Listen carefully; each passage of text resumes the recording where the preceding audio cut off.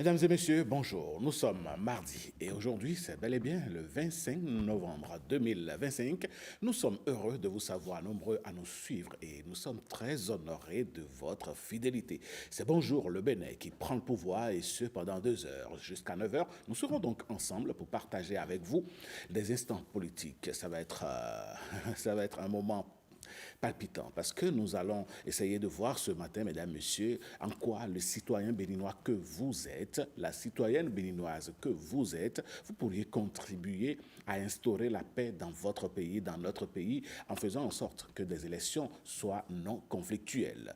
Alors, mesdames, messieurs, nous irons également aujourd'hui, en matière de santé, nous allons essayer de comprendre un certain nombre de choses. Quand on parle de maladies cardiovasculaires, on entend à gauche, à droite, AVC, AVC. C'est quoi AVC? Et comment est-ce que l'on peut se prémunir de ce mal? Qu'est-ce qu'il faut connaître? Heureuse d'Anodé, c'est notre Madame Santé sur le plateau.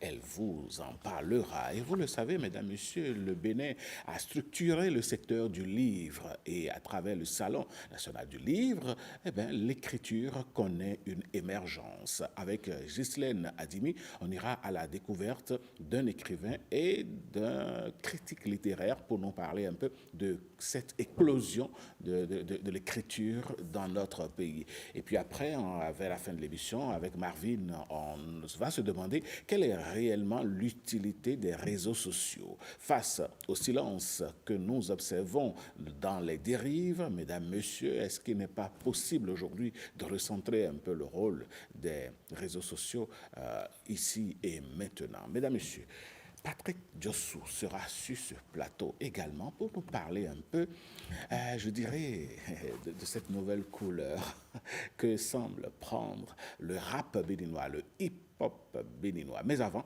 un Béninois s'est retrouvé à la tête d'une organisation pas des moindres. Allez, tout ceci sera déroulé juste après le premier acte de la célébration de ce matin. Mais ils sont déjà sur ce plateau. Patrick Diossou, bonjour. Oui, bonjour Alain Souchoumé. Comment ça va? Très bien, très en forme. Tranquille. À côté de vous, je suis sûr que vous êtes heureux aussi comme elle, heureuse. Très heureux de voir heureuse qui a toujours le sourire. Et comment? Il n'a pas le choix. Il est obligé d'être heureux. Ah, c'est clair. La Danonde, bonjour. Ah, c'est comment, M. Chouma? Ça va super À la maison, bien. tout le monde se porte bien. Par la grâce de Dieu. Parfait. Bonjour, Allez. amis téléspectateurs. Merci d'être toujours fidèle au poste, la On Danonde. n'a pas le choix. Allez, la plus géniale de la rédaction, bonjour. Bonjour Alain. Comment ça va? Très bien, ça va. Ça Et va. de votre côté? Ah ouais, ça va, tranquille. Alors, On y va? ce matin, vous avez choisi, hein? Vous pressez d'y aller? J'ai de l'énergie à revendre aujourd'hui. N'est-ce pas? Oui, Voilà, dis quoi. donc. Elle a un secret à partager avec C'est nous, sûr, apparemment. on en a Ouais, c'est besoin. cette semaine, c'est la semaine des ouais. secrets. Hein? Pour avoir Oui, bon, aussi du le vôtre a tourisme. été dévoilé, c'est déjà ça. Ah ouais? Oui. C'est ça, hein? Avec Alain, c'est sûr que notre secret sera dévoilé ce matin. Ah, ça c'est clair, c'est clair. Jusqu'à la fin de l'émission, restez scotchés, vous allez comprendre qu'il y aura des secrets. Alors, génial, vous avez décidé ce matin de nous emmener en Amazonie. Oui, tout à fait, Alain. J'espère que vous allez aimer, hein, parce qu'il y a William Tchoki qui nous emmène justement découvrir cette belle ville-là du Brésil. Il s'agit de Belém, une ville emblématique de l'Amazonie. Mais d'abord, je pense qu'on va lancer le générique. Tout à fait, on va vous dresser le tapis, mesdames, messieurs. Voici le jingle de l'information matinale.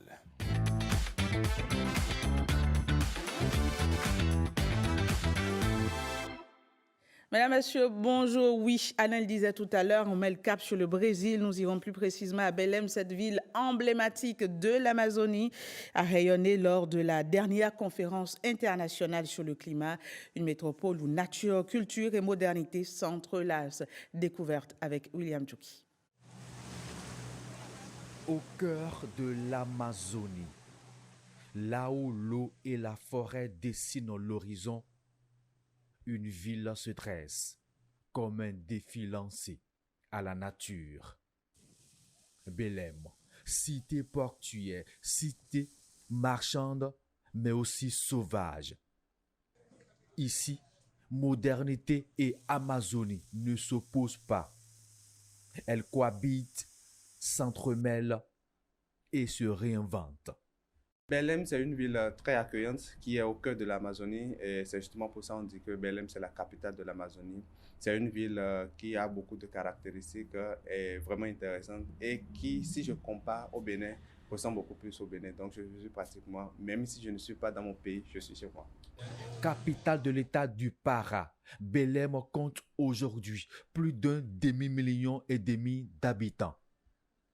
Une ville qui se modernise à grande vitesse, nouveaux immeubles, centres d'affaires, un réseau de transport en commun bien moderne. Malgré la densité urbaine, Belém n'a jamais tourné le dos à son écosystème. À quelques kilomètres hors de la ville, et vous vous retrouvez au cœur de l'Amazonie. C'est une ville qui s'est construite autour de l'eau, du fleuve. Et la particularité de cette île, en réalité, ça ramène un peu au fait la communauté autochtone, d'accord, et des gens qui ont comme routine vivre sur des constructions un peu en pilotis. Belém, c'est l'Amazonie qui s'urbanise sans jamais perdre son âme. Une ville où chaque rue, chaque souffle d'air, chaque cri d'oiseau rappelle que la nature ici n'est pas une frontière, mais un voisin omniprésent. Merci à William Tchoki pour cette belle balade. Direction le Salon du Livre où l'imagination est reine. Oui, au Salon du Livre, l'énergie est un peu comme sur Bonjour le Bénin, elle est contagieuse. Les allées débordent d'ateliers, de rencontres et de passionnés. Petits et grands plongent dans l'univers fascinant des mots et des histoires. Saint-Tiche Quincpon et Rodrigue Blondoumain nous font revivre l'ambiance qui y a régné. 4 jours intenses, au rythme des échanges, des rires et de l'imagination débordante des visiteurs. Je vous embarque avec moi pour revivre les meilleurs moments de cette édition haute en couleurs où les livres ont une fois encore raconté bien plus que des histoires. Je sens quelqu'un qui adore la lecture. Qu'est-ce que ça vous fait? Déjà, ça donne une certaine... ça élargit l'imagination, je veux dire. On imagine plus en lisant, on a des idées sur des choses, des conceptions différentes des nôtres. Au jour 2, l'ambiance avec les auteurs lors des cafés littéraires était bon enfant. Est-ce que tu connaissais l'auteur Claude Balogun auparavant? J'entendais, mais je ne le connaissais pas vraiment. Et à partir d'aujourd'hui, à partir de ce café littéraire-là, est-ce que tu vas commencer par vraiment lire des auteurs de chez nous? Oui, mais je lis les auteurs de chez nous, mais je n'étais jamais tombée sur lui en fait. Donc, son livre m'a vraiment intéressée. Donc, moi, je veux tout faire même pour prendre son livre. Plus loin, un atelier a créé l'effervescence, celui consacré à la création de scénarios. Oui, j'aime lire. Aussi bien que je suis en lettres modernes, il faut lire. Et notre slogan ou bien notre devise, c'est « Lire jusqu'à mort s'en suive ». Lire jusqu'à ce que la mort s'en suive. Le dernier jour, des échanges passionnants animés par Mohamed Bougar Sarr sur le prix Goncourt. Il y a dans le dispositif parfois des sortes de récompenses. C'est que de temps en temps, l'Académie Goncourt qui est à Paris invite des élèves, des étudiants d'un pays ou de plusieurs pays. Cette édition aura rassemblé plusieurs centaines de visiteurs et une trentaine d'auteurs selon les visiteurs. De quoi confirmer la montée en puissance de ce rendez-vous, devenu en quelques années incontournable. La vice-présidente du Bénin en action en Guinée équatoriale, Mariam Tchabi-Talata Zimé-Yerima, est sur place dans le cadre des préparatifs de la 12e conférence des grandes chancelleries francophones. Aussitôt arrivée, aussitôt à l'œuvre, réunion, entretien et déjà une rencontre clé avec son homologue équato-guinéen, Jérôme Mumbo. Au premier jour de sa mission ce dimanche matin à Malabo, la vice-présidente de la République du Bénin et grande chancelière des ordres nationaux, Mariam Tchabi-Talata Zimé-Yerima, a tenu une séance de travail avec son homologue équato-guinéen, le grand chancelier Daniel Nkogo Nkogo. Ce dernier a présenté, à travers 17 points structurants, le niveau d'avancement des préparatifs de la 12e conférence internationale des grandes chancelleries francophones prévue pour février prochain. Les aspects organisationnels, logistiques, protocolaires et techniques ont été passés en revue, témoignant de l'engagement de la Guinée équatoriale à assurer une édition pleinement réussie dans la continuité de celle de Cotonou. La présidente en exercice de la conférence a salué la qualité du travail accompli et exprimé sa satisfaction quant au rythme d'exécution des différentes étapes. Et après la diplomatie, cap maintenant sur les réformes majeures qui redessinent la vie politique nationale. Le 14 novembre dernier, faut-il le rappeler, le Bénin a tourné une page importante de son histoire constitutionnelle. Nouvelle institution, mandat réaménagé et dispositions politiques renforcées. Des changements profonds que le gouvernement explique aux populations à travers une grande tournée nationale. Étape numéro 1, Soava et Abomey-Calavi. Dans cette barque voltigeant sur le lac Nokoué, ils ne sont pas des touristes en balade, mais de hauts responsables des partis de la mouvance présidentielle en mission. Ces membres du comité de vulgarisation de la nouvelle loi modifiant la Constitution font leur première escale à Soava, devant une foule réunie à la mairie. Nous leur avons expliqué les tenants et les aboutissants de la trêve. Nous avons dit pour la stabilité de l'action publique qu'il faut instruire les choses dans le temps. Après la commune de Soava, la délégation met le cap sur la mairie d'Abomey-Calavi pour une autre séance de sensibilisation avant l'étape de Godomé. Nos populations nous ont mandatés pour les représenter valablement au Parlement.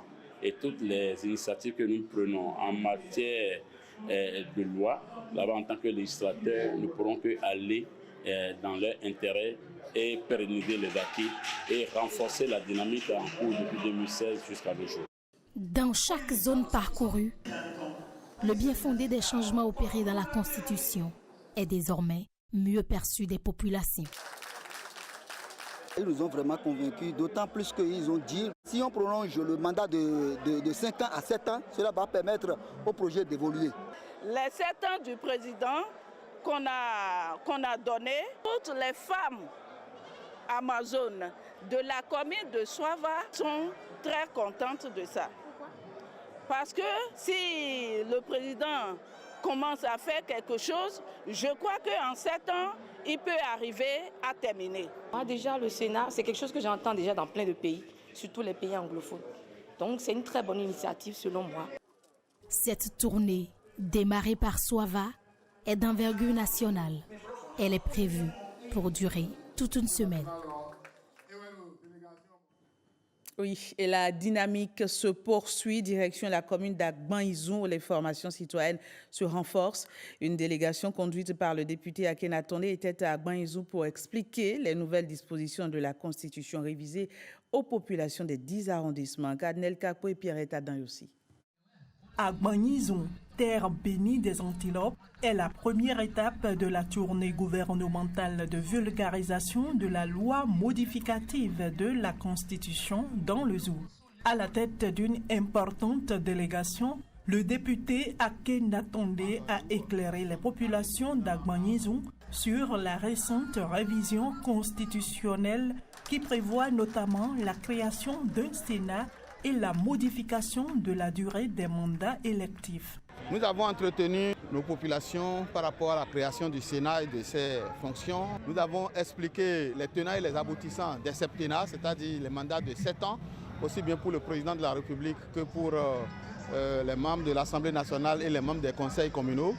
Et nous avons expliqué également la question de la trêve et on a abordé les questions diverses qui sont un peu connexes.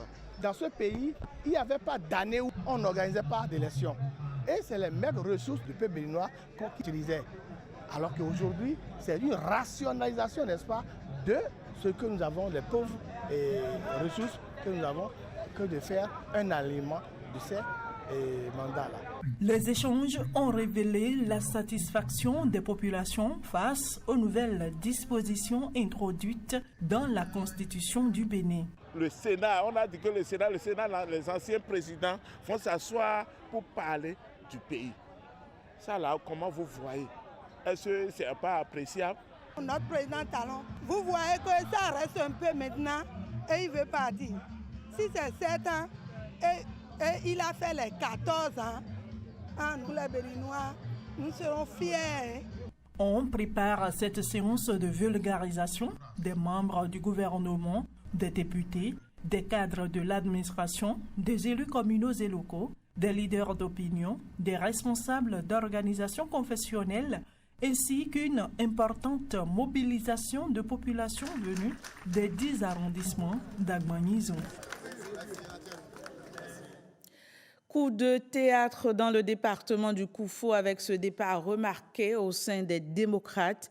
François Baudot, jusqu'ici vice-président du parti dans le Koufo, claque la porte. Lors d'un meeting à Dogbo, il a officialisé sa démission et affiché son soutien au duo Wadaïn Talata. Évariste Zomaon, Samirat Tchabimane nous en parle. Encore une démission au sein du parti Les Démocrates dans le Koufo. Le vice-président du parti chargé de ce département, François Baudot, tourne définitivement dos aux démocrates et déclare son soutien au duo Wadaïn Talata. Sous la bénédiction du premier responsable du Koufo, le 9e vice-président du parti Les Démocrates, François Baudot, nous avons décidé aujourd'hui de prendre le drapeau de LD Koufo pour confier ça à la mouvance présidentielle. Après cette décision audacieuse, nous n'allons pas choisir l'immobilisme, mais l'espérance. Cette espérance porte un nom, le jeune et talentueux Romualdo Wadani. L'homme est soutenu dans sa démarche par plusieurs figures politiques.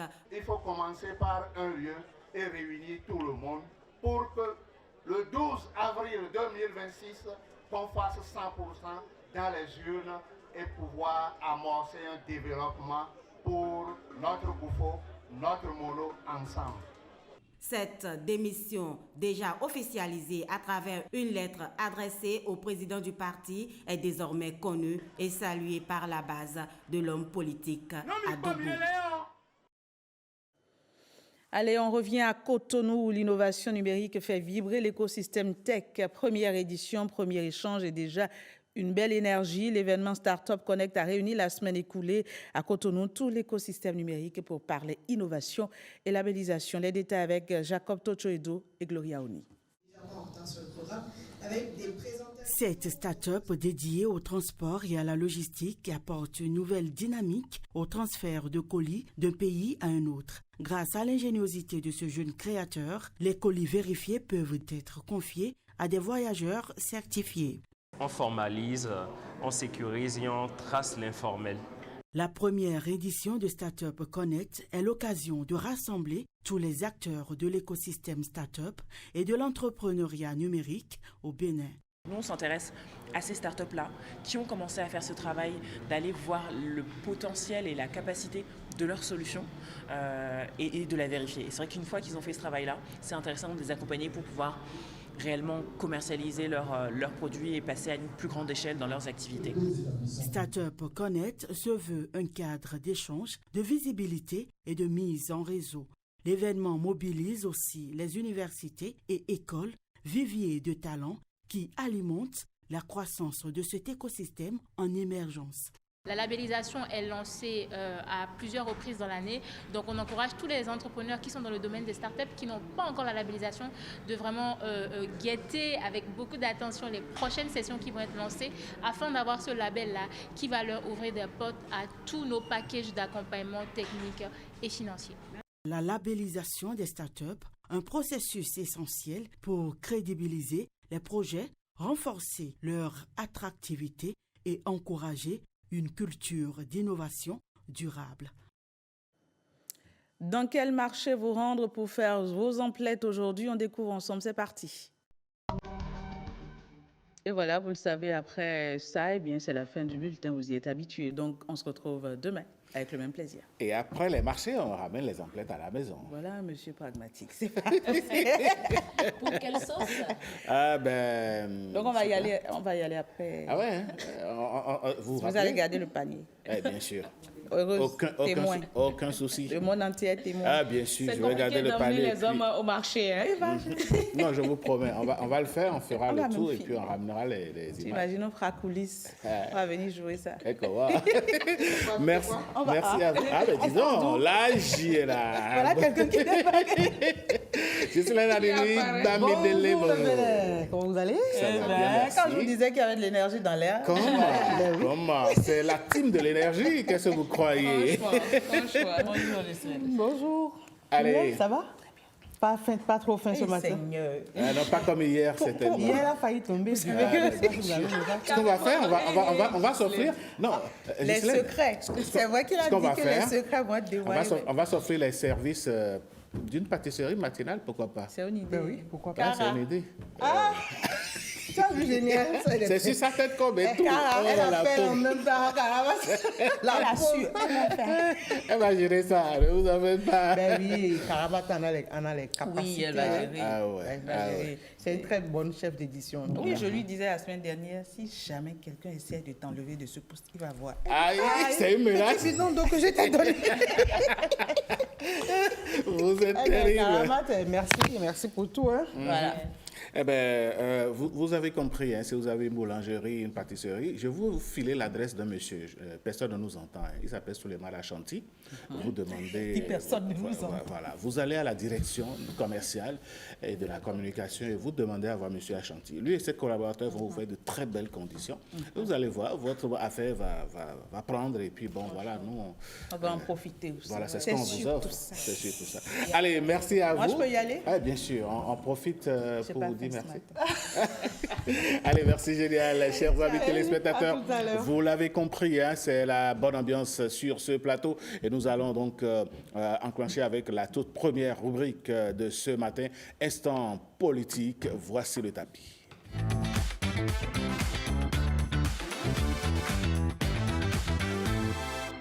Pour des élections non conflictuelles, des élections inclusives, des élections où chacun joue son rôle et surtout soldées par la paix, mesdames, messieurs, quel pourrait être votre rôle à vous en tant que citoyen béninois? C'est la question au centre de nos échanges ce matin. Et pour en parler, un acteur politique, mais aussi quelqu'un qui observe très bien la vie sociale, je vais dire. Monsieur Aristide Amand Adibi, bonjour. Monsieur Sotoumé, bonjour. Comment allez-vous? Très bien, merci. Bienvenue à la maison. Merci. C'est chez vous, vous le savez. Exactement, oui. Alors, vous êtes béninois résident en France, mais vous êtes aussi un acteur politique. Comment est-ce qu'un acteur politique va appeler les citoyens à faire la paix alors que vous êtes au centre des actions politiques? Oui, effectivement. Alors, quand vous parlez d'acteurs politiques, je voudrais m'identifier un tout petit peu puisque je suis béninois de la diaspora. Mais en fait, il faut savoir aussi que la politique, ça se fait en dehors du territoire béninois. Tout à fait. Même si on n'a pas toutes les prérogatives de nos activités là-bas, conformément aux lois des pays accueillants. Pays de résidence. Exactement. Mais il y a quand même des mouvements qui se font de densification. Alors, moi, j'ai une casquette, certes, de la mouvance, et UP Le Renouveau, président de Cellule. Et donc, on fait de la densification avec les compatriotes dans le sud-ouest de la France. Donc, on est constitué, à l'instar de ce qui se passe ici au Bénin, Cellule, sous-section, section. La France est un pays section UP Le Renouveau en devenir. Donc voilà un peu ces activités politiques. Donc on a un regard direct, pour ne pas dire que nous sommes vraiment dans une dynamique interactive en matière de politique. Donc en tant que politicien, ce que nous pensons en fait des votes, puisque le vote c'est d'abord un droit et un devoir, mais c'est en même temps, enfin, systématiquement, l'expression, on va dire, citoyenne et patriotique. Donc c'est le moment où chaque Béninois devait, de manière, on va dire, citoyenne, encore une fois, participer en fait à l'avenir du pays. Alors, vous estimez que le citoyen a un rôle à jouer quant à des élections non conflictuelles.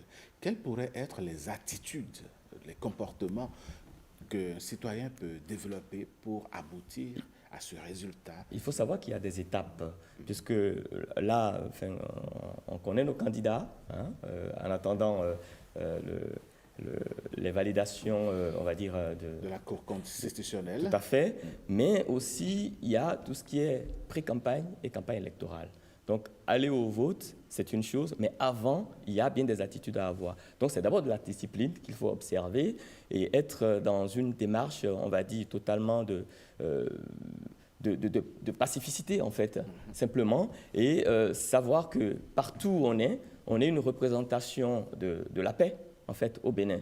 Donc, quoi qu'il advienne, avant d'aller aux urnes, il faut savoir bien se comporter, il faut savoir raison garder, il faut y aller avec une certaine objectivité et puis faire une certaine mobilisation dans sa petite cellule pour que tout le monde sache l'attitude à adopter pour aller au vote à terme. Monsieur Adibi, ici, ce n'est pas un entretien seulement avec moi, c'est tous les confrères, tous les collègues qui peuvent vous poser des questions. Et Dame Heureuse en a une certainement pour vous. Eh oui, vous êtes rentré il n'y a pas longtemps, n'est-ce pas? Oui, mais souvent. Ah oui, parce que c'est qu'on devrait vous prendre par visio la dernière fois. En effet, oui, tout à fait. Techniquement, on a eu quelques défections. Alors, en tant que Béninois vivant à l'étranger, quel regard déjà portez-vous sur l'actualité, le climat électoral au pays? Le climat électoral, après, il y a une histoire au Bénin en matière d'élection. Oui. Vous savez, c'est le moment d'engouement et de participation active et massive. Et, depuis l'extérieur, on pense que les choses ont évolué. Les choses ont évolué où chaque Béninois, chaque citoyen sait ce qu'il a à faire pour aller aux urnes. Depuis l'extérieur, il y a une image que le Bénin véhicule, en fait, où on sait que maintenant au Bénin, contrairement à quelques pays de la sous-région, il y a une certaine stabilité en matière de vote. Donc c'est plutôt ce que nous voyons depuis l'extérieur. Parfait. Oui, et de l'extérieur, on ne voit plus le Bénin avec Vaudou en tant qu'entité, parce que c'est exactement, c'est bien ce que j'allais dire. Il y a des moments où, quand vous sortez, c'est ça qui vous accueille. Ce n'est pas le Vaudou en tant que culture qui vous accueille, mais le Vaudou en tant que culte, on vous craint parce que vous venez du pays du Vaudou. Est-ce que c'est demeuré comme ça ou ça a pris, il y a eu quelque chose qui est nouveau?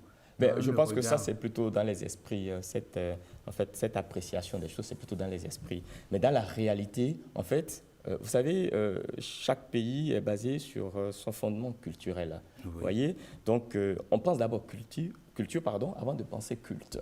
Et quand on parle de culte, vous qui êtes, parce que je suis déjà venu plusieurs fois sur le plateau, vous abordez des démarches culturelles.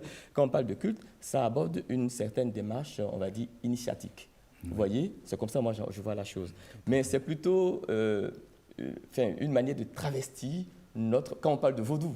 Vous voyez? Mais ça n'existe plus. Parce que le Bénin, aujourd'hui, c'est plutôt une ville touristique, un pays touristique qui est prisé depuis l'extérieur, avec une diplomatie très dynamique. Donc, c'est plutôt une autre image qui est véhiculée actuellement. Super. Alors, vous avez parlé du Bénin vu de l'extérieur. Maintenant, vous voulez parler des Béninois en tant que citoyens. Oui. Mais est-ce que vous savez que la paix, c'est plutôt les hommes politiques, les personnes qui suscitent des engouements, pas toujours, je ne voudrais pas utiliser le mot violence verbale, mais quand vous parlez au peuple, est-ce que vous parlez aux hommes politiques d'abord avant d'aller vers le peuple? Mais pour moi, le peuple, quand on parle de démocratie, c'est d'abord le peuple. C'est le peuple qui reste le socle de toute politique ou de toute idéologie, de toute philosophie politique. C'est le peuple d'abord. Les hommes politiques ne sont que, je ne sais pas moi, une représentation de l'action gouvernementale ou l'action, que ça soit locale ou centrale. Alors, c'est plutôt le peuple, je pense. C'est plutôt chaque citoyen. Chaque citoyen reste une cellule, en fait, représentative de la paix, puisque c'est un comportement. On part d'abord de là. Maintenant, ça dépend de la perception, en fait, du vote. Quand on va voter, qu'est-ce qu'on fait? Pourquoi on va voter? Et quand on commence on a ces prérequis-là, je pense que le comportement, il frise totalement avec la paix. Alors, M. Adibi, moi je voudrais vous demander, la paix n'est que le résultat de la coproduction, disons, du vivre ensemble. Je reviens un tout petit peu sur ce que Patrick semblait dire. On a l'impression dans dans l'univers politique que certains hommes, certains acteurs politiques se croient tout permis. Ils peuvent utiliser un certain nombre de langages, ils peuvent mentir vertement, ils peuvent accuser, ils peuvent même insulter au sens propre comme au figuré d'autres acteurs politiques, tout en demandant aux populations de ne pas faire pareil. Finalement, on est dans quoi là? Mais alors, vous savez, j'ai commencé mon intrusion par un thème, j'ai parlé de citoyenneté, j'ai parlé de patriotisme. Vous savez, quand on est à guérir du patriotisme, on va dire, ces déboires, entre guillemets, ou ces dérives, en fait, n'ont pas lieu d'être. Puisque, à terme, de quoi s'agit-il? Il s'agit du développement de la nation. Il s'agit de vivre ensemble. Donc, en fait, les politiciens, pour parler ainsi, doivent être, en fait, les représentations. Vous savez, maintenant, au Bénin, il faut commencer à adopter des attitudes exemplaires, à tous les niveaux. On a besoin de politiciens exemplaires. Et donc, il y a une nouvelle école qui s'annonce de politique, encore que ceux dont vous parlez doivent se transformer en nouveaux élèves. Et ils n'ont pas le choix, parce que c'est un modèle qu'on veut se donner au Bénin pour que, en fait, la paix règne et qu'il y ait le progrès. Donc, peu importe, c'est peut-être du passé, on peut le dire comme ça, mais du fait d'abord de l'éducation, du fait du patriotisme, il n'y a pas de raison qu'on aille au vote ou qu'on fasse les préalables du vote en ayant des attitudes, on va dire, provocatrices, quoi. Monsieur Djibi, vous êtes de la France, c'est ça? Oui. D'accord. Et en France, comment est-ce que vous, Béninois vivant en France, vous organisez pour accompagner le pays dans cette démarche? Ben, écoutez, je suis l'incarnation déjà. Vous voyez, moi, ça fait depuis 1 an que je suis au Bénin tous les 2 ans. Alors, quand tout marche bien, on a l'incitation citoyenne, en fait. Donc, revenir au pays pour accompagner, c'est une chose. La politique, c'est une affaire de terrain. Mais depuis là-bas, puisque je suis une représentation, on va dire, politique, mais il y a quand même des travaux qui se font.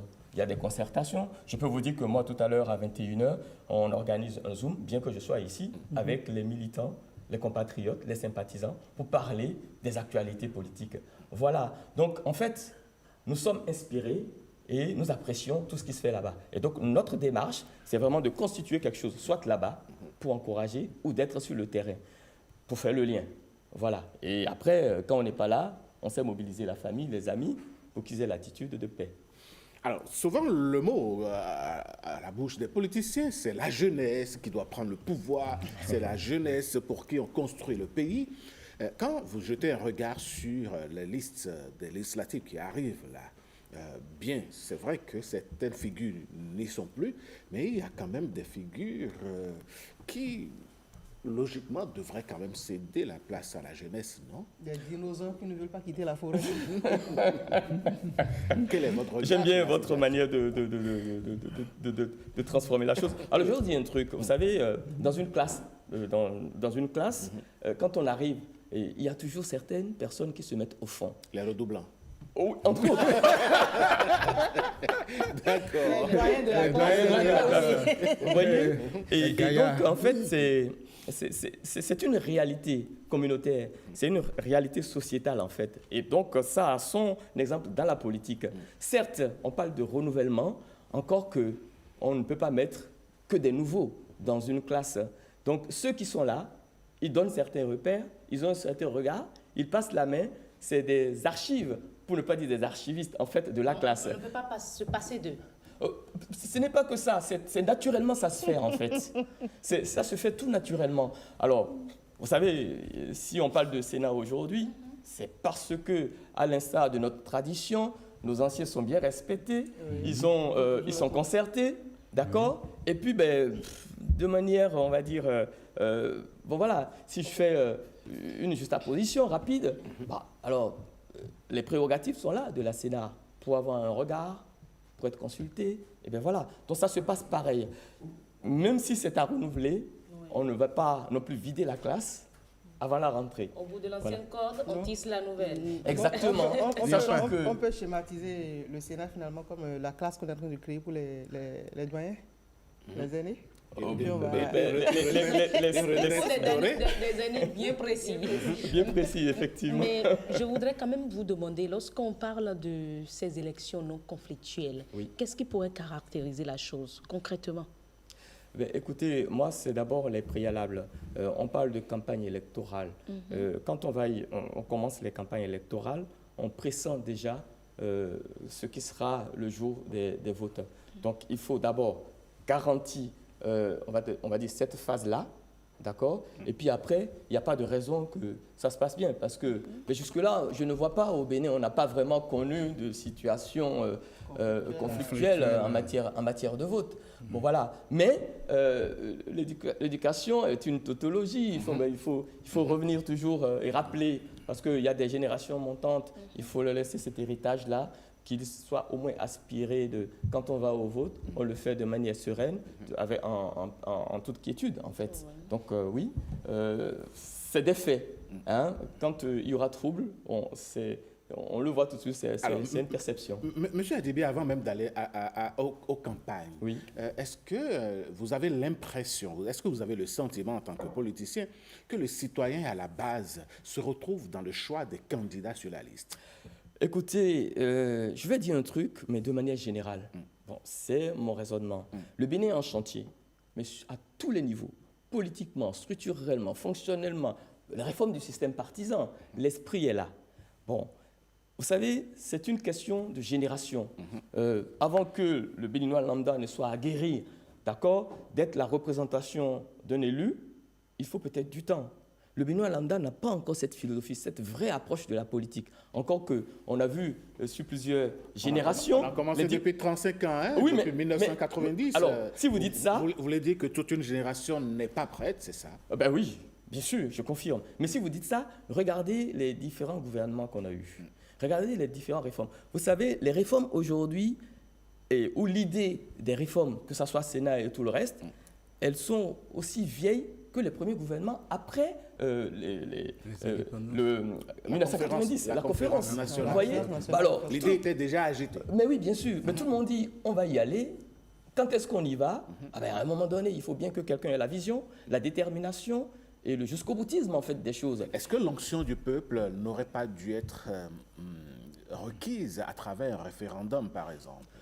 L'onction du peuple, le peuple a une représentation qui sont les députés.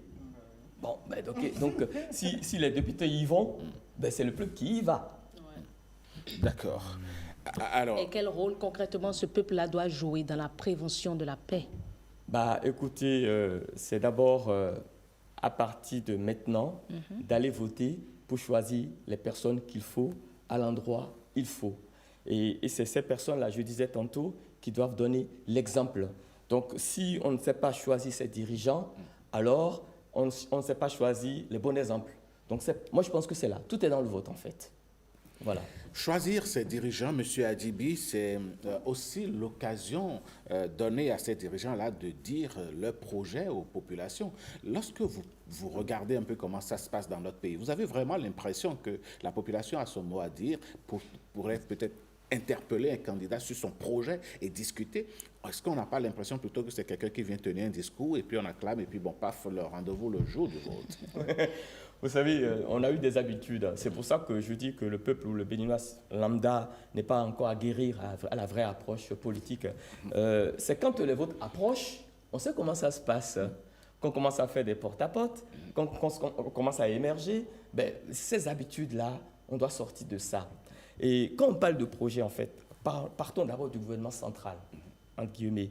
Et le gouvernement central, depuis 2017, moi j'ai suivi le PAG 1 qui s'est inspiré de l'AFIA 2025.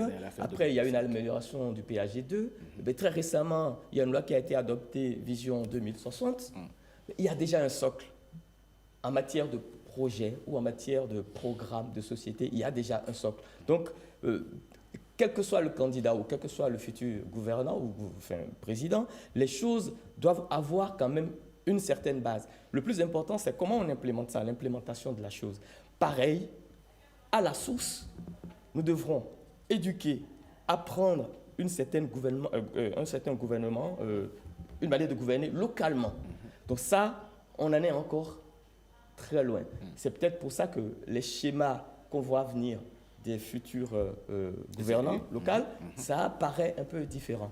Il faut un peu de tout, du technocrate, du social, la vraie approche de terrain, et que les besoins soient définis et qu'après, qu'on lance des projets qui soient d'utilité pour chaque territoire, en fait. Donc, si la gouvernance locale est déjà bien aguerrie sur ce fait-là, ça veut dire que l'individu lambda ou le citoyen lambda sait où on va et il aura même des aspirations d'aller vite en politique. Parce que je dis le Bénin en chantier, si vous voulez faire de la politique, je crois que c'est le moment. Pour vous tous, hein. Bon, on l'a dit hier. On l'a dit En hier. 2031, on sera tous à l'Assemblée nationale. Non, pas forcément. Chacun sûr. à chaque niveau aura un rôle à jouer. Ça commence vous maintenant. savez, la politique, c'est le développement de la cité à la base. Donc, alors, Nous, on a choisi vous d'aller pourrez à être... l'Assemblée. Mais il y a également ce phénomène-là, on l'a évoqué venant des hommes politiques, des propos, la violence verbale. Oui, mais propos également, belliqueux. oui, sur les réseaux sociaux, ce n'est pas les hommes politiques. Parfois, on dit même qu'eux, ils sont entre eux, ils s'amusent bien, Et surtout, ils pètent les champagnes. Sur les réseaux sociaux, nous avons ce phénomène de clébé. Tout à fait. Aujourd'hui, où ça s'enflamme sur les réseaux sociaux, des Les propos les suiveurs de leaders. En effet, c'est l'expression que j'allais utiliser pour vous La plupart répondre. du temps, ceux qui alimentent beaucoup plus ces réseaux sont les gens de la diaspora. Et j'en venais parce qu'on a eu des Béninois vivant à l'extérieur qui, entre griffes, se sont portés exilés, qui, à des moments donnés, ont tenu des propos pour... Propos belliqueux. Malheureusement, la force de dire invite les ce qu'ils citoyens appellent à la vérité agir. que nous, on ne peut pas dire sur place ici. Et pas forcément entre grilles des exilés politiques, pas forcément eux, c'est un ensemble. Alors, quelle action, par Aujourd'hui, exemple, quelle faire action la diaspora doit faire à travers ces réseaux Mais sociaux-là la diaspora est déjà accusée. Hein. Oui, mais bon, tout le monde, c'est un constat. C'est un constat. C'est pas un cas général. Ce serait vraiment un péché C'est- que vous laissez non, partir c'est un sans constat. aborder cet aspect.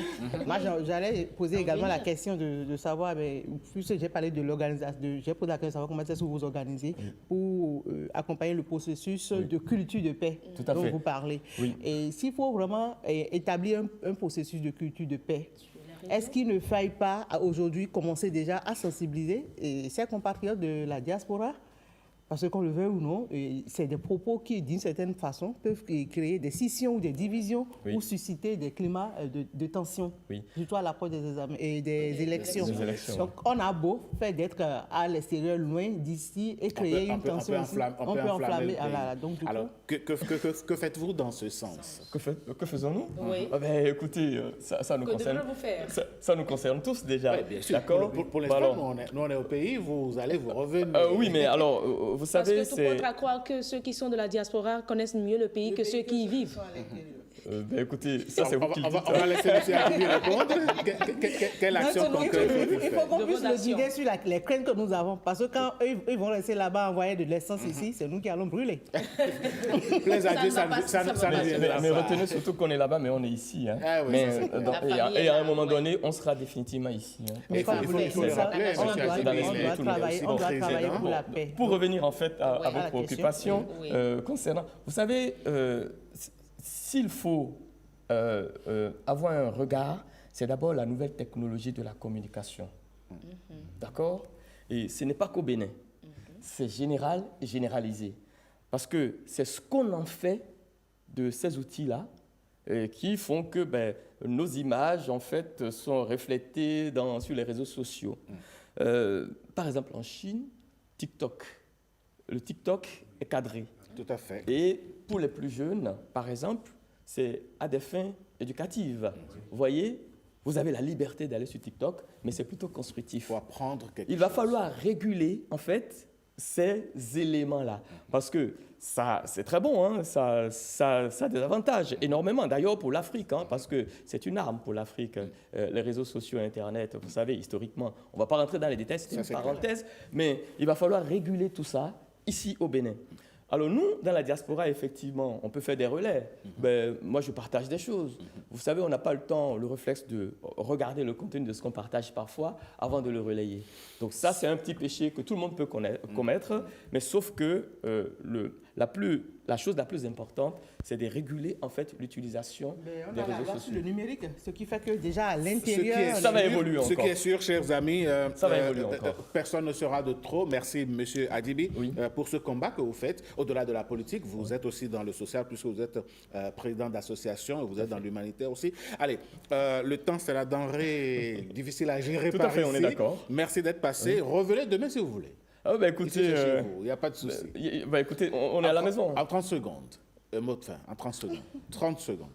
Je dirais simplement, comme mon introduction, en 30 secondes, j'appellerai tout citoyen à la citoyenneté et au patriotisme. Merci. Et au respect des institutions dans leurs prérogatives pour que la paix continue à régner. Merci, Monsieur Aristide Armand Adibi. Vous êtes président de la cellule UPR en Occitanie, de l'autre côté de la France, sud de la France. Vous êtes aussi un acteur de la société civile. Allez, vous avez beaucoup de casquettes, mais vous avez surtout appelé à la paix ce matin et travaillé dans vos rangs en tant que politicien aussi pour la paix. Donc prochainement, on va vous relever là-dessus. On le fera. Allez. Merci à vous. Merci pour votre professionnalisme et bonne suite de journée. Merci. Allez, chers amis, nous allons poursuivre le cours de cette émission. Et je vous le disais, maintenant, le Bénin a des événements qui glorifient le pays, qui positionnent le pays. Voici la rubrique de Patrick Diossou.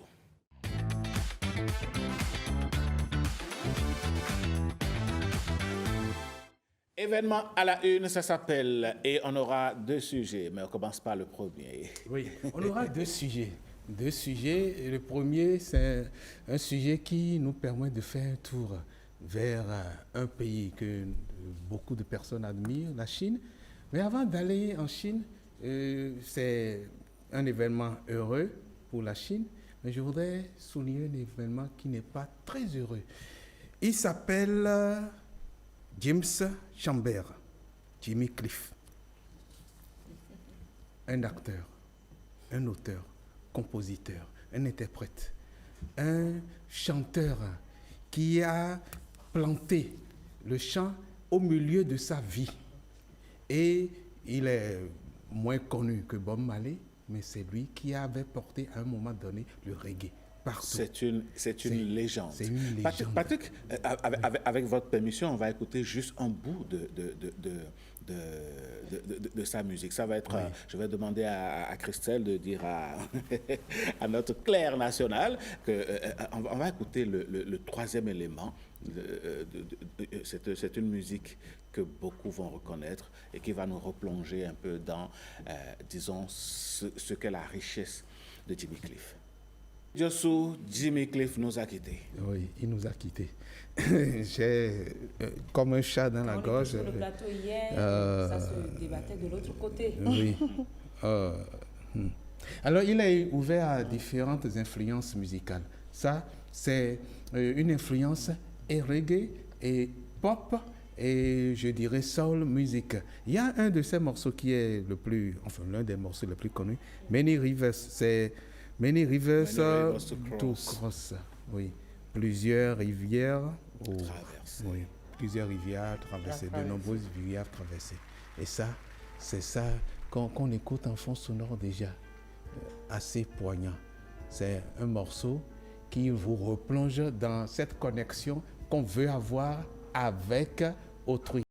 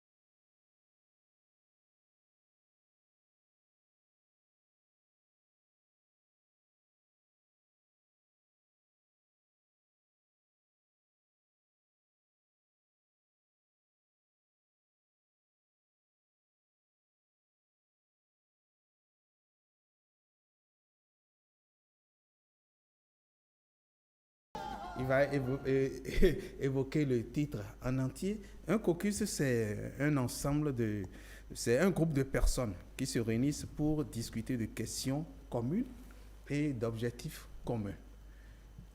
Monsieur Héribert Labelle. Il a un prénom que j'aime bien, Labelle. Moi, j'aime Héribert Labelle. Héribert Labelle. Ça le rend particulier. Bonjour. Bonjour Patrick Diosso, bonjour au plateau. Oui, nous sommes ici ce matin pour parler bien évidemment du caucus des journalistes africains pour la communauté de destin du Sud global. Et peut-être on ne va pas voir forcément le lien, mais nous sommes encore à un carrefour pour l'Afrique. Parce que l'autre carrefour, c'était quand nos frères ont été déportés dans des conditions que nous déplorons. Et aujourd'hui, si nous ne comprenons pas qu'il y a de grands enjeux qui se posent à nous, nous allons vers une situation quasi similaire. Parce que on a compris que toutes les fois où les grandes puissances, notamment occidentales, excusez du peu, sont en difficulté, il y a ce désir permanent de venir prendre l'Afrique en otage. D'accord. Alors, quelles sont les motivations de ce caucus? Mais le caucus des journalistes africains pour la communauté de destin du Sud global, c'est justement de nous rassembler en tant que ce qu'on peut appeler, vous savez, les journalistes, quand on rentre dans nos traditions, c'est-à-dire dans nos valeurs culturelles, dans nos royautés avant, c'est un peu le fou du roi, le journaliste. Quand on dit le fou du roi, ce n'est pas celui qui célèbre le roi, non. C'est celui en fait qui peut écouter les uns les autres et venir parler au roi sans sourciller. Et le roi n'est pas dérangé parce qu'il sait que ça va dans le sens de l'évolution des choses. Donc en tant que journaliste africain, ne devons pas oublier que nous sommes en train de vouloir entrer dans une période de turbulence. 2026-2030. Parce qu'il ne faut pas oublier que même de la part des grands géopolitologues et géostratèges de l'Occident, il est dit que soit en 2030, l'Afrique retrouve véritablement ses lettres de noblesse, c'est-à-dire que la renaissance africaine dont nous parlons devient une réalité, ou alors nous partons pour peut-être 50 ans d'esclavage encore. Wow. Donc, par rapport à ça, en tant que journaliste africain, aujourd'hui, nous avons quand même eu la possibilité d'étudier, comme les autres, de comprendre les enjeux qui se posent à nous aujourd'hui. Nous avons bien vu en termes d'éducation, il faudrait que nous puissions nous décoloniser en tant qu'Africains. Et en tant que journalistes, nous avons un rôle très important à jouer là-dedans. Et il faudra alors que nous nous mettions ensemble pour travailler à ce qu'il y ait une éducation qui réponde à nos aspirations propres. Oui. Alors, de manière concrète, vous avez été élu, ça je ne l'avais pas dit, mais vous avez été choisi, élu, nommé président du caucus.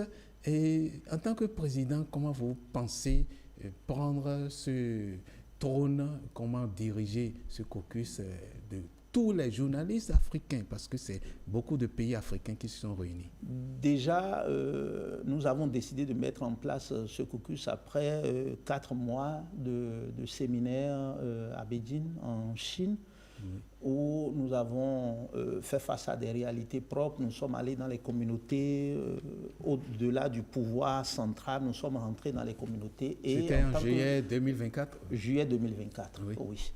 Février à juillet 2024. Et au moment de partir, parce qu'il y avait un des confrères qui est d'ailleurs dans le caucus, botswanais, le premier jour qu'on s'est vu à Beijing, il dit « Le Bénin a vendu l'âme de l'Afrique ». En quoi faisant? Oui, c'est-à-dire que là, on parle de l'histoire, on parle de l'esclavage, on parle de beaucoup de choses et du rôle que le Bénin a joué dans le passé. Et je lui ai répondu, avant qu'on ne quitte ici, le Bénin va travailler à restaurer l'âme de l'Afrique. Et le moment de partir, un certain nombre de confrères sont venus me voir. On dit il va falloir que nous mettions en place une structure où, de l'exemple que nous avons vu de la Chine et des autres exemples au niveau des pays du Sud global, que nous mettions en place une structure pour que nous mutualisons nos énergies pour vraiment construire une communication à même de crédibiliser la communication du continent en rapport avec le Sud global. Et vous le savez très bien, les guerres de 3e et 4e génération, c'est des guerres de communication. Heribert Label Adjovi, vous décriviez en introduction tout à l'heure le journaliste comme le fou du roi, celui-là qui peut parler au roi sans qu'il n'ait pas de représailles. Est-ce que vous pensez que dans leur propre pays, les journalistes africains arrivent à dire la vérité aux dirigeants? Mais vous comprenez bien que c'est pour justement ça qu'il faut mutualiser les énergies. Parce qu'en fait, quand vous dites si les journalistes africains arrivent à dire la vérité à leurs dirigeants, est-ce que déjà les dirigeants ont les coudées franches pour gérer leurs États comme il le faut? On a besoin alors de décoloniser les mentalités. On a besoin de construire des structures politico-administratives qui répondent à nos aspirations. Jusqu'à présent, notamment dans les anciennes puissances coloniales, dans les anciennes colonies du moins, ce n'est pas le cas. Il ne faut pas se voiler la face. Et nous avons adopté, par exemple, une démocratie qui ne répond pas à nos aspirations.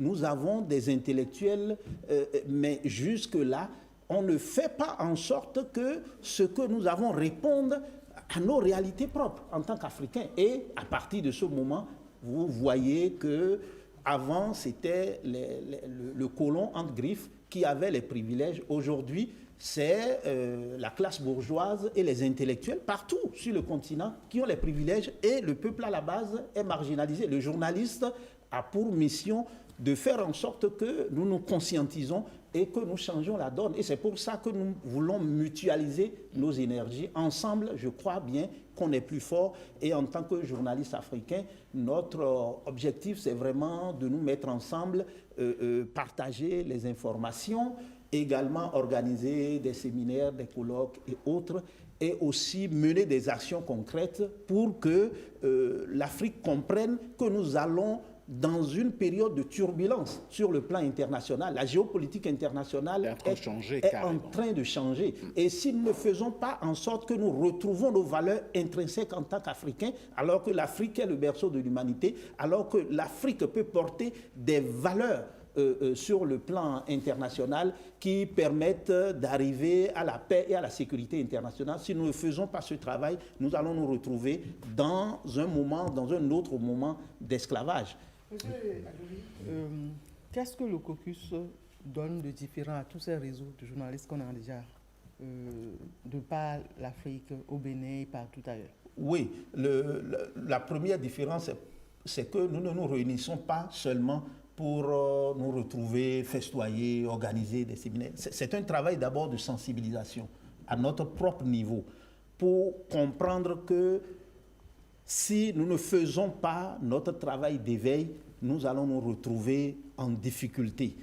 Nous pensons que tout va bien sur le continent, mais tel que les choses évoluent, si notre rôle, nous ne le jouons pas bien, nous allons nous retrouver comme avant les années 60. Et nous sommes en train d'aller vers là. Et en tant qu'Africains, nous n'avons pas forcément tous les moyens qu'il faut, mais ensemble avec les autres pays du Sud global, la Chine, le Brésil, l'Inde et autres, nous pouvons, en mutualisant les énergies, arriver à quelque chose d'essentiel. Et puisque sur... Est-ce que vous avez déjà un plan d'action? Nous avons la chance d'avoir un Béninois à la tête de ce caucus-là aujourd'hui. Est-ce qu'il y a un plan d'action précis? Oui, déjà, après la reconnaissance officielle que nous sommes en train de lancer, parce qu'on a beaucoup discuté par rapport au siège, le pays qui va abriter le siège, finalement, c'est Cotonou. Je vais préciser le Bénin, je vais préciser qu'il y a deux structures que nous avons. Il y a le caucus des journalistes africains pour la communauté de destin du Sud global, mais nous savons très bien que les journalistes seuls, ça ne suffit pas. Il y a une autre structure qui est le groupe de réflexion de Sian pour la coopération et le développement sino-africain. Là, c'est les intellectuels africains parce que si, en tant que journalistes, nous pouvons communiquer à travers tous nos canaux, il faut de l'autre côté également que les intellectuels fassent le travail nécessaire pour que les choses évoluent. C'est pour dire quoi? Déjà que après notre reconnaissance officielle, la première chose, nous allons organiser des thématiques pour que sur les grands sujets, l'éducation, comme je disais tout à l'heure, mais également la santé, vous avez vu la période du Covid, si, comme on le dit, le bon Dieu ne nous aidait pas, l'Afrique allait plonger. Allez, le deuxième invité de Patrick Diosso est là. On va donc demander à Heribert Labelle Adjovi s'il a un dernier mot et, à l'endroit des journalistes béninois en particulier, tenus dans l'étau du code du numérique et le code de la déontologie. Il y a plein de lois qui encadrent les journalistes béninois. Est-ce que vous pensez que eux, ils peuvent apporter quelque chose dans cet environnement-là? Est-ce qu'il y a des choses, est-ce qu'il n'y a pas à revoir un peu en deuxième lecture ou relecture le code du numérique vis-à-vis des journalistes béninois? Oui, je crois que tout le monde a peur, à commencer par nos dirigeants. Je ne parle pas seulement du Bénin, de l'Afrique en général, parce que tout le monde a peur que l'autre puisse dire ou faire des choses qui ne plaisent pas. Je pense que, journalistes que nous sommes, nous avons besoin de travailler à faire comprendre aux uns et aux autres que c'est pour éclairer et jouer notre rôle parce que nous sommes dans le peuple et je pense que cela est important. Le caucus des journalistes africains pour la communauté de destin du Sud global est là pour qu'ensemble, on puisse faire évoluer les choses. Merci à vous. On va comment le Bénin on va inviter à nouveau Heribert Labelle Adjovi. Comme je le dis ici, c'est le plateau de tous les Béninois. Revenez-nous quand vous voulez. On aura le temps donc de décortiquer davantage toutes les questions qui tournent autour de vos sujets. On va souhaiter une bonne journée à Heribert Labelle Adjovi qui va céder son siège à notre deuxième invité parce que le Bénin est en train de prendre des couleurs que nous aimons et des couleurs culturelles que nous apprécions. Dahomey, c'est un nouveau concept et lui, il est déjà sur le plateau. Merci de vous installer, monsieur. Enfin, on l'appelle pas souvent monsieur, mais bon. Faux. Il s'installe Faux Logozo. Herman Kenom, bonjour. Bonjour. Merci d'avoir accepté notre invitation. C'est à moi de vous remercier. Alors, Dahomey, qu'est-ce que on vous a connu comme on vous connaît comme un rappeur, mais avec une couleur de rappé en fond. Voilà, ça c'est votre particularité. Et puis des années passent et vous, comme du bon vin, vous vous bonifiez, vous faites des collaborations avec des jeunes et il y a un nouveau concept qui est sorti, Dahomey. Qu'est-ce que c'est? Et comme on dit, l'histoire se répète toujours. Kessi Monteyano était un des membres fondateurs de RDS Productions. Et le destin en a voulu autrement, il est parti en Europe. Oui, je pense même le nom de RDS vient de lui. Et depuis 2016, on était censé se mettre ensemble. Et bizarrement, il est revenu dernièrement. Et bien avant ça, moi, j'étais sur des projets pour sensibiliser les jeunes avec des petits concours au niveau du Centre culturel français, au niveau de le centre. Parce qu'on a remarqué que la qualité et lexicale des jeunes aujourd'hui, sincèrement, je ne dirais pas que c'est déplorable, mais ça laisse à désirer. Et ça ne donne pas envie à certains hommes responsables de pouvoir se écouter du rap. Donc, on a décidé de mettre la main à la pâte. Il y a eu la convention du MAC avec des gagnants qui ont reçu des prix. Il y a eu le duel des flots aussi au Centre culturel français. J'ai été mis à contribution aussi sur le Street Underground Rap. Et pourquoi tout ça? Parce que un artiste, d'abord, c'est un éducateur et il faut apporter sa pierre à l'édifice, qu'on le veuille ou non, quels que soient les graissements dedans.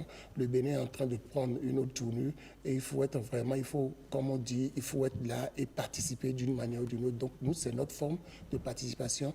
On a dit, bon, quel nom créer? Il faut être, comment dire, voilà, et c'est le Bénino-Congolais. Apporter de l'authenticité. Et c'est le Bénino-Congolais, bizarrement, qui a donné le nom de Dahomey, qui, en fait, n'était pas Dahomey, en fait, c'était Dahomey. des amis, et entre autres et dans le jargon américain. Donc il a dit, mais nom de Dieu, mais ça ressemble un peu à Dahomey. Donc ben, voilà, on prend le nom de Dahomey pour le projet. Et c'est un projet, une manière à nous de dire, ben voilà, le rap, on peut le faire autrement. Le rap peut sensibiliser, le rap peut conscientiser. Et aujourd'hui, dans presque bon nombre de structures étatiques et même dans le privé, il y a beaucoup de rappeurs qui s'en cachent, mais malheureusement, ils étaient des rappeurs dans le passé. Voilà. Le rap, c'est pas pour les voyous. Non. C'est ça. Oui. C'est un langage. C'est un langage qui permet de dire la vérité. Mais et parfois, cette vérité... Surtout de revendiquer. Revendicative, cette vérité n'est pas bien perçue par ceux qui ne sont pas dans le mouvement rap. Ils pensent que les rappeurs ne sont que des gens qui insultent. Est-ce que vous avez pu travailler sur ça pour qu'on puisse rectifier cette idée? Non, ça dépend de la manière dont on présente les sujets. Donc, je pense qu'on a été à l'école, on connaît l'introduction, le corps du devoir et la conclusion. Et il y a des manières subtiles pour dire, excusez-moi, toi, il y aurait à quelqu'un. Et il va applaudir même. Il va applaudir. Il va rigoler. Si je prends l'aîné, le grand frère Sabour en Danialo, il vous parle du sexe, mais d'une manière subtile. Vous avez envie de répéter ça. Donc, je pense que c'est la manière dont tu présentes les choses. Par exemple, j'ai sorti Ça va pas, et je pense que ce n'est pas une manière de décrire ou bien d'être un opposant, mais c'est une manière de dire, c'est ce que j'entends dans les bars, c'est ce que j'entends en aparté chez certaines personnes qui applaudissent en public. Donc disons que je suis plus, comment dire, un référendum, une manière de dire, voilà ce que les gens pensent. Donc si vous pouvez rectifier, je pense que tout. Parce que les dirigeants, qu'on le veuille ou pas, ils sont dans le feu de l'action. Parfois, il y a des choses qu'ils ne perçoivent pas tout de suite. Et il faut le leur dire, et savoir le leur dire. Et il a des trucs comme ça. Et je pense que la loi du numérique, que j'applaudis beaucoup de gens maintenant, aujourd'hui les plus zélés, hésitent pour pouvoir dire certaines choses sur le net. Oui, mais les chanteurs n'hésitent pas toujours. Je voudrais nous inviter à suivre, et c'est quelque chose qui va nous rappeler rap à un moment donné. Et le Gozo nous chante Aka. Kutanto komeo akuku kayu. Amo melo ziziwe. Melo zin, melo le zin. Mana konfie la ifodo. Degbo la kolono si. Talo sabe. Soko klene to me yebo makbon. Yo, akwe ona telo yo do me ona to esu mara ba mo mauye Ya nano mo kaka ya me. Dagbe olile kon debo na wa chenye de sije wa me. Ai dele no homo no na padwe no bako. Beno hudo me bete mo keto e no savo. No e tem keji pero ni bonyano mi. Bono akwe ati asiti o maude na wasuni. Me mali to ale biwe no go sawe. Ano mo eno moto me mo kon e po bi ojiwe. Biz wini mi no blow level let it clicha. E lo John no bara die me. Akoba. So de blame by dalo me de sin when I do is on asenga. E kalo me de let ka sin bo khla ni ali obuya. Bene to bi c'est quoi le répondeur ji. Après vous y bien no ba lo come e do fasi. Wali le bisu.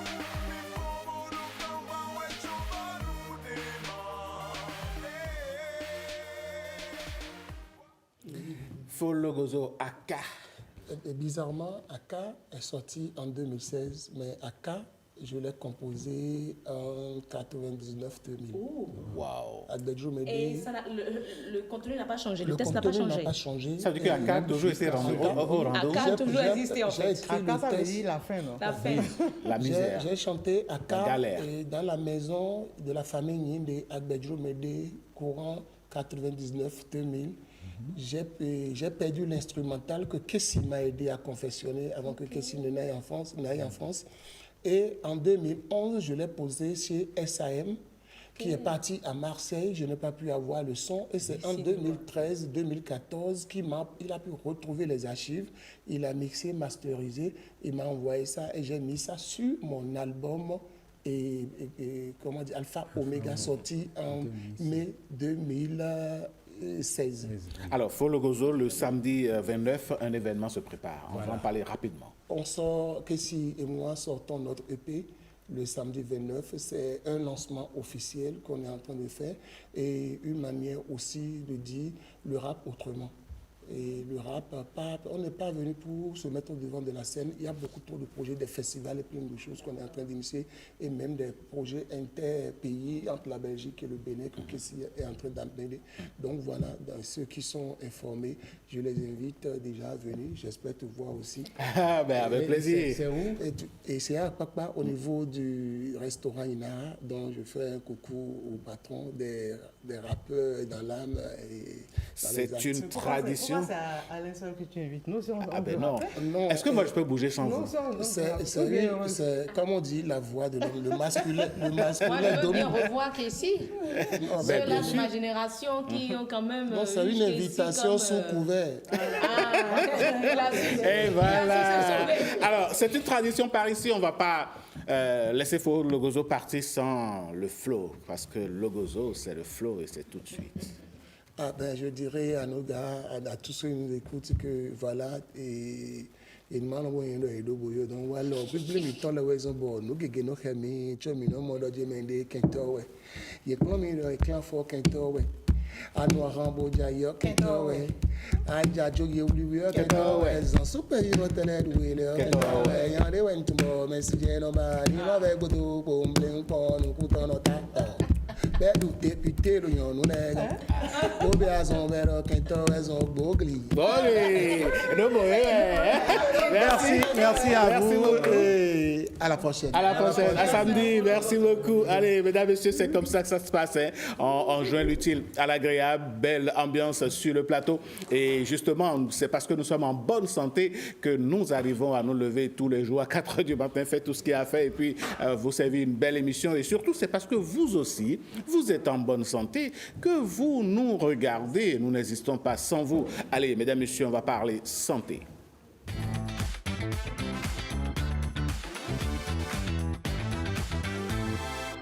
Madame Dalonde, on est à vous. Voilà, merci d'être à moi enfin. Merci d'être là, professeur. Comment vous portez-vous? Très bien, très bien. Alors, nous parlons des maladies cardiovasculaires et la santé masculine. Je vais nous inviter tout de suite, mesdames et messieurs, à suivre ce reportage réalisé sur le système cardiovasculaire, sans qui la vie ne peut exister. Le système cardiovasculaire est un système unique qui nous a été donné et sans lequel la vie n'est pas possible. Les maladies cardiovasculaires, les maladies du cœur et des vaisseaux sanguins. Elles valent 400 morts par jour et environ 18 milliards de francs CFA chaque année. Elles demeurent la première cause de mortalité chez la femme et depuis une dizaine d'années, elles surplantent toutes les maladies en termes de décès dans le monde, dans le Bénin. Quand vous allez au CNHU, si vous prenez 100 personnes qui sont hospitalisées dans ce service-là, vous avez au moins 40 personnes qui souffrent de l'accident vasculaire cérébral.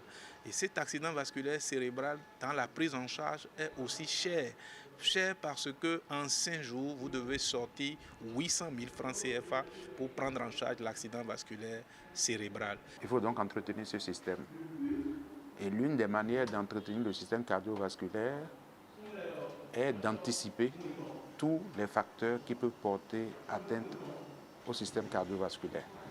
Ça relève de la prévention. Mieux connaître les facteurs de risque cardiovasculaires, mais aussi prostatiques, et mieux les prévenir. Les facteurs non modifiables ne peuvent faire l'objet d'aucune action.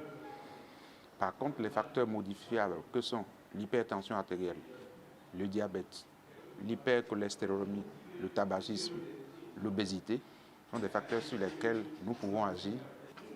Se soigner, c'est bien, mais ne pas tomber malade, c'est mieux. Il n'y a de richesse que d'hommes autonomes et en bonne santé. La maîtrise des facteurs favorisant la survenue et le développement des maladies cardiovasculaires et de la prostate passe par ces actions d'information et de sensibilisation. Et oui, il faut donc savoir prendre soin de sa santé. Oui, franchement. Connaître son corps, pouvoir écouter son corps. Ah ouais, et ça nous donnera encore plus de détails, notamment par rapport aux hommes, parce qu'on le dit, c'est la première cause de mortalité chez les hommes. Mais pourquoi cela, docteur? Professeur. Alors, c'est la première cause de mortalité dans les deux sexes. Oui. En sachant que l'histoire de la vie de l'homme n'est pas la même que l'histoire de la vie de la femme. L'histoire de la vie de la femme est ponctuée de réalités, la contraception, les grossesses, le changement de la physiologie. Vous voyez, donc tout ça, ça crée un certain environnement. Je pense que du côté des facteurs d'exposition, on va quand même considérer que certains sont communs aux deux sexes. D'accord. Et on va considérer qu'il y a d'autres qui sont spécifiques à chaque sexe. Voilà. Parlant de ce qui concerne l'homme, précisément. Parlant de ce qui concerne l'homme, je pense qu'on va dire les facteurs comportementaux. D'accord, c'est beaucoup les plus ça. facteurs comportementaux. L'homme, dans notre société, il a la charge de la famille. C'est celui qui dort moins. Les dames ne le prenaient pas mal. C'est celui qui dort moins. Or, vous savez, les pathologies du sommeil, on n'y pense pas souvent, mais c'est des pathologies qui amènent la prise de poids, qui amènent le diabète. Ah ben docteur, attendez, professeur Arnaud Sonon, on va recentrer les choses là, parce que vous dites des choses graves ce matin. Parce que je ne dors pas bien, ou je dors moins, ou je dors moins qu'il n'en faut, est-ce que je peux tomber malade rien qu'à cause de ça? Vous allez accumuler des maladies. On n'en parle pas souvent, mais vous allez accumuler des maladies. Vous allez prendre du poids, votre glycémie va se mettre à monter, votre pression artérielle va se mettre à monter. On n'en parle pas souvent, mais le sommeil, si vous voulez, c'est un moment où certains types de déchets sont censés être évacués. Et donc, il faut attacher du prix à dormir au moins 6-7 heures par nuit. Ça, c'est important. Là, vous me faites peur. Je ne veux pas m'exclure de la réflexion. Je suis médecin, je suis enseignant à la faculté, je suis chercheur. Je parle aussi bien pour moi que pour la majorité de ceux que nous il faut y penser. Et en dehors du sommeil, quels sont les autres types de facteurs de risque typiques? Alors, si vous voulez, les hommes se plaignent souvent de dysfonction érectile. Ça, c'est un exemple. Ils ne vont pas se plaindre visage découvert. Même quand ils viennent en consultation, ça dépend de qui est le consultant. Ils ne vont même pas de but en blanc dire comme ça que... Ils vont dire je suis fatigué, ils vont commencer à tourner, mais après c'est vous, avec votre expérience, qui devez comprendre que le monsieur a un problème pour honorer son devoir conjugal. Alors, ce simple signe, pour parler clair, ça peut annoncer une maladie cardiovasculaire dans les 5 à 10 ans qui vont venir. Des dysfonctions érectiles constatées aujourd'hui peuvent être source de maladies cardiovasculaires dans 5 à 10 ans. C'est-à-dire que la dysfonction érectile, on peut dire qu'il y a 4 grands groupes de causes. Il y a les causes vasculaires, parce que dans le pénis, il y a plein de vaisseaux. Pour que le pénis se lève, il faut que ces vaisseaux-là se remplissent de sang. D'accord? Maintenant, on a parlé du système cardiovasculaire tantôt. Le système cardiovasculaire, c'est 3 choses. C'est d'abord un moteur. Le moteur, c'est le cœur, qui pompe un liquide rouge, visqueux, qui est le sang. Mais ce sang-là, il passe dans une tuyauterie.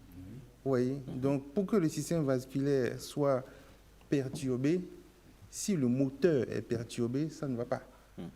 D'accord? Si le tuyau dans lequel le sang doit circuler pour aller apporter de l'oxygène au tissu, si ce tuyau-là est malade, ça n'ira pas. C'est clair. Or, dans le pénis, il y a justement ce tuyau-là. Et il faut que ce tuyau-là se gonfle pour que l'érection se fasse. Si ce tuyau ne se gonfle pas bien, comprenez qu'il y a un gros problème autour. C'est-à-dire qu'il faut comprendre d'abord l'origine. Il ne faut pas se lever tout de suite pour aller prendre du Sonabi avec nos décoctions, avec nos racines. Il ne faut pas forcément directement aller à la pharmacie pour qu'on prenne du Viagra ou bien des... Voilà, il faut comprendre l'origine. Et donc, souvent... il faut consulter un médecin. Oui, et souvent derrière ça, il y a énormément de problèmes cardiovasculaires. La prise de poids diminue la qualité de l'érection. La prise de poids aussi. Ah oui, la qualité de l'érection... Mais il y a ce phénomène-là aujourd'hui, les hommes avec un ventre vraiment bien gros. Est-ce que ça également, c'est un facteur? Alors, je vais vous citer beaucoup de facteurs qui agissent sur l'érection. L'élévation de la glycémie agit sur l'érection. Les diabétiques vont vous dire, alors si vous leur demandez dans un cercle restreint, ils vont vous dire qu'ils ont ce problème-là. Les gens qui ont une hypertension artérielle ancienne, vieillie, compliquée, ils vont vous dire qu'ils ont ce problème. Ceux qui ont le gros ventre, comme vous dites. Oui. Alors, ce que vous savez pas... Sans pour autant les stigmatiser. Sans pour autant les stigmatiser, ils ont tendance à se faire aider, justement, de médicaments, de beaucoup de choses, pour pouvoir jouer ce rôle. Même fumer la cigarette, ça va diminuer l'érection. Vous voyez, les taux élevés de cholestérol, ça va diminuer l'érection. Si vous voulez manger... Professeur, on va recentrer le débat. Oui? Les jours à venir, on va parler des dysfonctions sexuelles et tout ça. Oui. Mais aujourd'hui, précisément, dans un cas général, parlons des maladies cardiovasculaires. Non, dans un cas général, j'étais justement en train de citer les facteurs de risque. OK, parce que là, on parle tantôt de ça, ça va diminuer l'érection. C'est la même chose. Je dis c'est la même chose, on n'était pas sorti du sujet. OK, parfait. Je dis c'est exactement la même chose. Ce sont les causes, en fait. Voilà. Vous savez, quand on a des dépôts de graisse dans la paroi de nos artères. Aussi bien vous, tout le monde ici. Et si on a un mode de vie sain, ces dépôts de graisse-là s'éliminent au fur et à mesure. De telle sorte que la paroi du vaisseau ne prend pas du volume. Mais chez les gens qui ont les facteurs de risque dont je parlais tantôt, cholestérol élevé, consommation de cigarettes, le stress, l'hypertension artérielle, le diabète, l'augmentation du poids, l'obésité abdominale, comme vous dites. Alors, il y a mon maître que j'ai vu tout à l'heure, le docteur Chabi, qui vous a parlé de facteurs qu'on peut modifier. Ce que je viens de dire là, on peut modifier. Comment survient la modification? On peut arrêter de fumer. D'accord? On peut faire de l'exercice physique. On peut marcher 45 minutes par jour, 1 heure par jour. On peut même varier les exercices. Pour ne pas tomber dans la routine, on peut aller en salle de gym aujourd'hui, demain faire du vélo, après-demain aller faire de la piscine, et puis après faire de la marche. Professeur Sonou, souvent dans l'imagination populaire, on a l'impression que l'AVC ne frappe que des personnes d'un âge certain. Mais aujourd'hui, dans le rang des jeunes, 25 ans, 20 ans, 30 ans, 35 ans, l'AVC survient. Qu'est-ce qui explique cette situation, ce renversement de situation? Je vous donne un exemple terre à terre. Aujourd'hui, rouler une voiture, aussi belle qu'elle soit, c'est un signe d'aisance. Mais ceux qui comprennent que bien qu'ayant la voiture à disposition, s'ils ont juste 2 km à parcourir, ils peuvent laisser la voiture et parcourir les 2 km à pied. Ils vont vous dire, si je fais les 2 km, on va me poser trop de questions. On va me dire, ah, la voiture, elle est passée où? Elle est gâtée. On ne va pas comprendre que bien qu'ayant la voiture, j'ai décidé, parce que je suis conscient que c'est pour ma santé, j'ai décidé d'y aller à pied. Moi, dans ma vie, j'ai été cardiologue libéral à Porto Novo. Je donne un exemple me concernant. Quand j'ai commencé à travailler en libéral, j'habitais chez mes parents, non loin du cabinet que j'ai installé. Et il m'arrivait souvent d'aller consulter à vélo. Oui, j'avais un VTT. La voiture était là. Mais le cabinet n'était pas loin. Et en pédalant 10 minutes, j'allais au cabinet. Vous faites du bien. Ah bah oui, enfin, les patients étaient là. Les véhicules, mesdames et messieurs, chers hommes surtout, déposez les véhicules et prenez le vélo. Quand on n'est pas loin ça va du même boulot, réduire les embouteillages. Tu ne vas pas marcher de Calavi à... tu ne vas pas marcher de Calavi à Kadianou, mais tu peux pédaler un transport en commun. Tu peux descendre 3-4 km avant ton boulot et faire le reste à pied. C'est vrai. Par exemple, si on prend le cas de nous autres, vous descendez au PTT Kadianou ou bien devant l'église Bon Pasteur et vous marchez pour venir à l'ETB. Comme vous pouvez mettre une tenue de sport dans votre voiture, vous travaillez jusqu'à 17h. À 17h, Vous faites 1 heure de marche, vous passez devant le palais des congrès, à 18 h, vous revenez, vous prenez votre voiture, vous rentrez. C'est vrai, Quand je sais qu'il y a des collègues qui font ça. Voilà, quand on veut le faire, toutes les possibilités s'offrent à nous pour qu'on puisse le faire. Mais aujourd'hui, est-ce vrai que les hommes consultent moins que les femmes et de façon tardive aussi par rapport à ces maladies-là? Oui, ça a été prouvé, démontré dans les recherches. Les femmes ont plus d'occasions d'aller à l'hôpital que nous. Comme vous avez commencé par le citer. Ah oui, justement. Elles vont aller à l'hôpital parce qu'elles veulent faire de la contraception. Oui. Or, la contraception, on ne va pas prescrire le contraceptif. Il y a des contraceptifs adaptés à chaque type de femme. Elles vont avoir la grossesse. Elles vont aller à l'hôpital. La grossesse va être suivie. Elles vont accoucher. Pendant ce temps, les hommes n'ont pas ce problème-là. Donc, veut ou veut pas, la femme a plus de raisons d'aller à l'hôpital. Et puis, autre chose sur le plan sociologique. Il y a beaucoup d'ethnies chez nous où, même quand l'homme a mal, il n'a pas le droit de se parler. Voilà. Mais donc, quel est l'impact de ce retard-là, finalement, sur la santé? L'impact de ce retard, c'est que s'il souffre de maladies cardiovasculaires, ces maladies cardiovasculaires seront découvertes à un stade de complication. Et la prise en charge sera compliquée, justement. Plus c'est pris en charge tôt, mieux c'est pour le patient.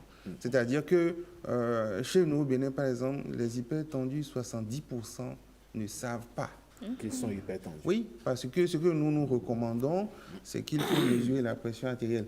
Dans un cabinet, c'est 500 francs. Oui. Il faut le faire 3-4 fois par an. Ça prend 2 minutes. On va vous dire si c'est normal. C'est élevé à partir de 140 sur 90. D'accord. Mais ici, combien ils le font? Ça paraît banal, mais on ne le fait pas. Oui. On est prêt à cotiser 10 000, 20 000 pour aller faire à Gore quelque part. Oui. Mais avec 20 000 francs, on n'est pas capable d'aller dans un hôpital et faire un ensemble de check-in. Voilà, un appareil à tension, ça coûte 20 000, 25 000. Vous pouvez en mettre un ici. Et puis, si quelqu'un est intéressé, il met le brassard, il appuie juste un bouton. Et puis, le truc lui prend ça. Surtout avec le stress qu'on vit par ici. Et il paraît même que le stress professionnel fait partie des facteurs de risque de ces maladies cardiovasculaires. Le stress est un facteur de risque. Carrément. Je parlais des 3 composantes du système cardiovasculaire. Le moteur, le tuyau et le sang. Le stress fait que le tuyau, il se ratatine. Si le tuyau se ratatine, le sang a moins d'espace pour circuler. Or, le sang est censé amener de l'oxygène. Donc tout ça, là, ça se tient et effectivement, il faut vivre de façon zen. Alors, quels sont... Vous n'aviez pas fini de répondre quand il parlait de l'âge qui a réduit maintenant les plus jeunes qui font AVC. Les plus jeunes, vous savez, aujourd'hui, on va moins acheter du maïs ou bien de la cassa que la bonne dame du marché vend dans une peau dans une feuille de banane. Feuille de teck, par exemple. On va acheter de la cassa dans un récipient en plastique. Et puis, dans un sachet même. Quand vous allez en supermarché, l'aliment, d'abord, il est transformé.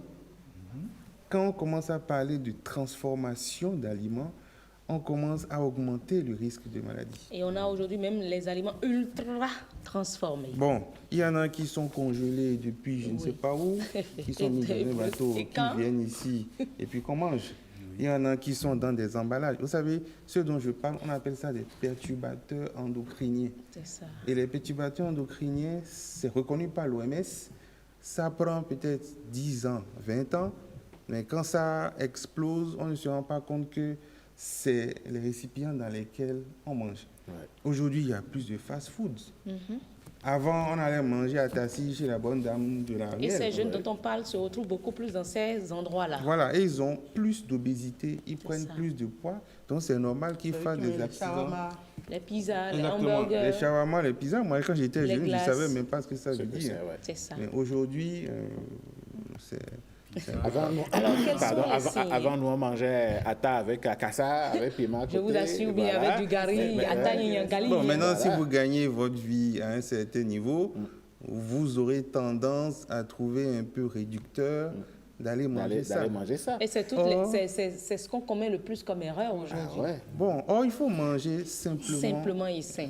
Voilà, exactement. Alors, je veux quand même qu'on parle rapidement des signes qui doivent alerter un homme pour, dès qu'il constate cela, il faut qu'il commence par alors, consulter. Les signes d'alerte, vous savez, il y a la douleur dans la poitrine. D'accord. Il y a 6 mois, je pense, j'étais sur ce même plateau pour parler de la douleur dans la poitrine. Quelqu'un qui met sa main sur la poitrine et qui, à côté de vous, fait ce mouvement-là, ça me serre, ça pèse, ce n'est pas souvent quelque chose d'anodin. Parce que le cœur est en train de souffrir et ça s'appelle une course contre la montre. Plus on va réouvrir l'artère qui est bouchée, plus tôt on a des chances de sauver le malade.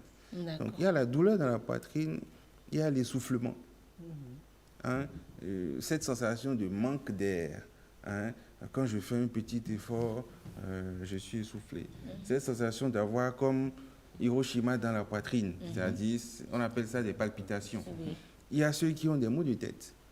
Il y a ceux qui ont un sommeil nocturne extrêmement difficile. Et puis, il y a ceux qui font des pertes de connaissance. C'est des symptômes qu'il ne faut pas banaliser. Il faut vite aller à l'hôpital. Merci beaucoup. Voilà. C'est vrai qu'on n'a pas tout abordé. Je ne sais pas si on va voir avec le professeur pour venir demain pour poursuivre. On enchaîne avec vous. C'est toujours un plaisir de venir. N'est-ce pas? Merci beaucoup. Merci pour cette promesse, professeur Arnaud cardiologue. Voilà, merci. Chers amis, Sonou, il n'y a que seul. Mais chers amis, vous avez compris, il y a ces petits détails qui arrivent et il faut faire très attention. Et la vie, elle est ce qu'elle est peut-être dure, mais elle est belle de toutes les façons. Donc il faut, tant que l'on a la possibilité de consulter, aujourd'hui, les hôpitaux, ça ne coûte pas les yeux de la tête, la santé vaut mieux que tout. Allez, on va prendre le pari, nous tous, on va se faire consulter en fin de semaine. On viendra chez le professeur Sonou. Mon service, c'est le service de cardiologie du CNHU. À côté. Allez, vendredi, on va marcher pour venir. Vendredi, on finit l'émission. On va marcher pour venir. Je vous remercie pour cette allusion. Voilà.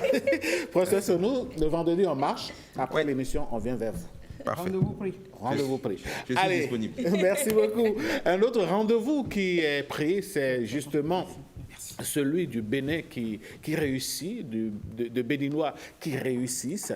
On va prendre un premier, c'est nos 2 invités, voilà, qui vont nous parler du livre, oui, parce que le Bénin a restructuré son système, et puis donc voilà, système de production de livres, et l'écriture aujourd'hui a connu et connaît une, comment je vais dire, un envol, une bonne réussite. Et donc, on va installer Ghislaine avec ceci.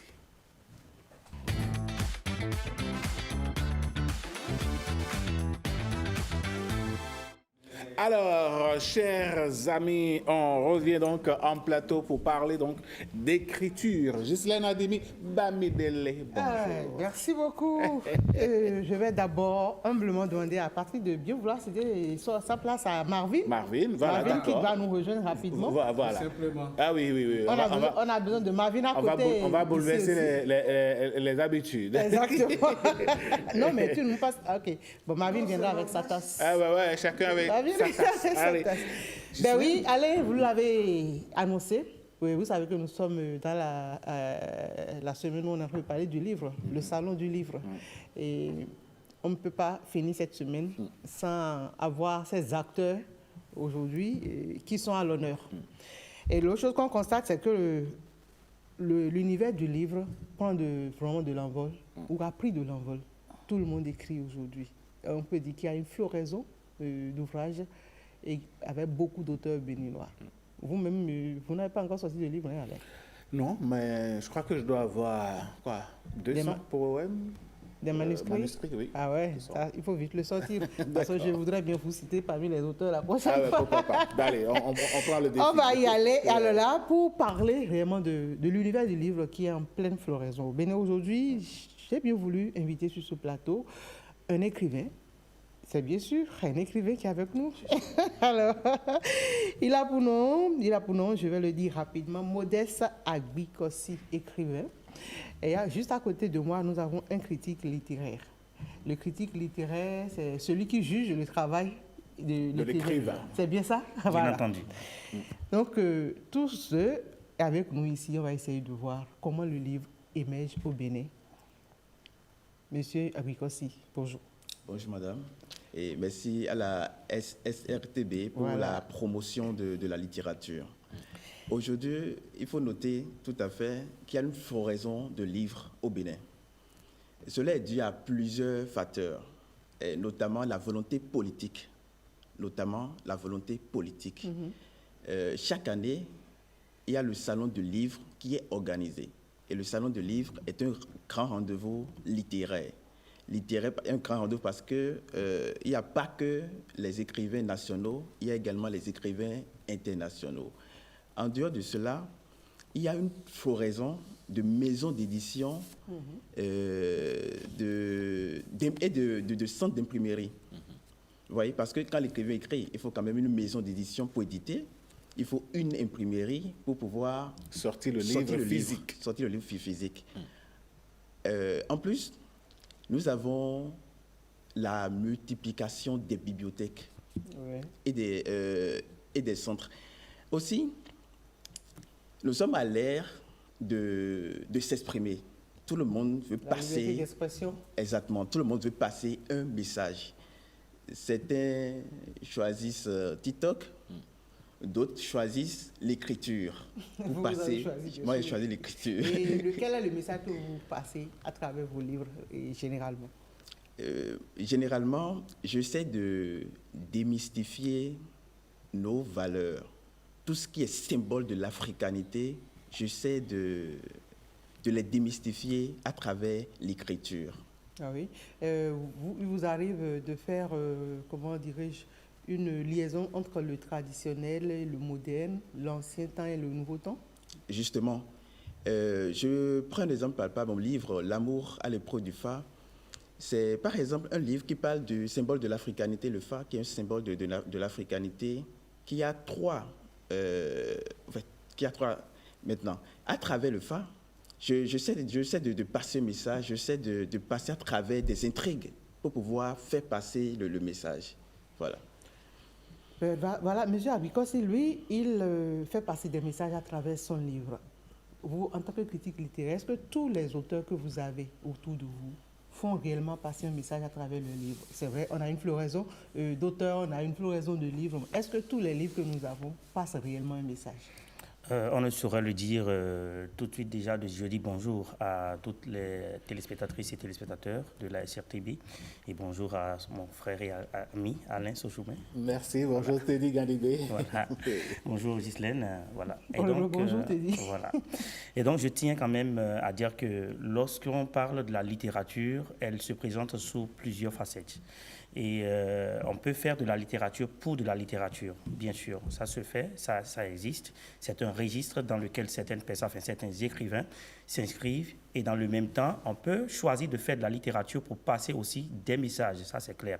C'est un peu comme dans le monde de la chanson où il y a des gens qui font de la chanson juste pour la mélodie. Je prends le cas de Feu Arafat. Il fait de la mélodie, il fait de l'animation. Ça s'arrête là. La preuve, un jour, on lui a demandé ce que veut dire son message. Il ne dit rien du tout.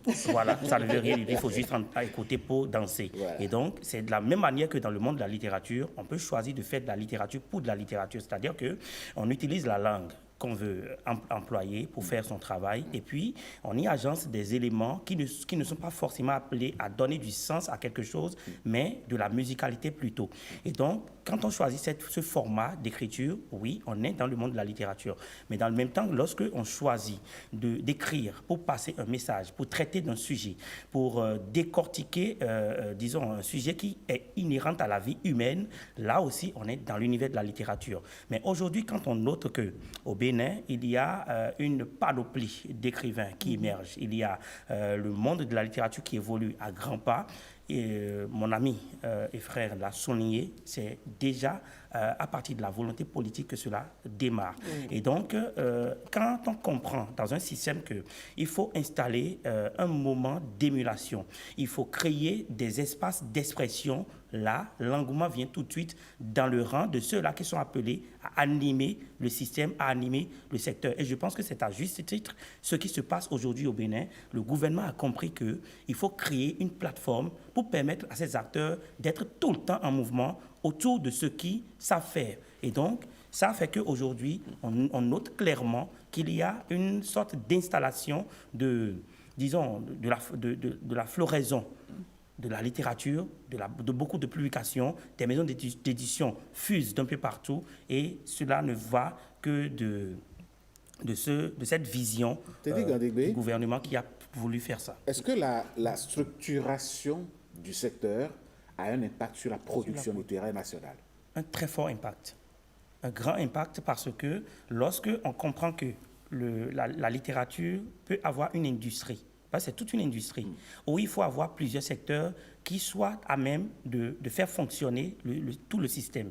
Quand on a les maisons d'édition, quand on a les maisons de diffusion, on est d'accord. Lorsqu'on a les acteurs qui sont à plein temps au travail, que ce soit les écrivains, que ce soit les scribes, que ce soit les éditeurs, les imprimeurs, quand tout le monde trouve à faire dans les illustrateurs aussi. Exactement. Quand tout le monde trouve à faire dans un système, je suis sûr que ça fonctionne. Et donc, cette structuration a un fort impact sur ce qui se passe aujourd'hui, parce que on a installé le système de sorte que de la compétition des grands prix littéraires au salon du livre, chacun trouve son angle de traitement, son angle de travail, et chacun s'y met à fond. Ça fait que tous les acteurs sont mis au même moment en mouvement, et ça crée une sorte d'harmonie de travail autour de la littérature. Donc il n'y a pas de quoi que ça ne fonctionne. Parlant de structuration toujours, comment est-ce qu'on peut schématiser les rapports entre auteur, éditeur, écrivain?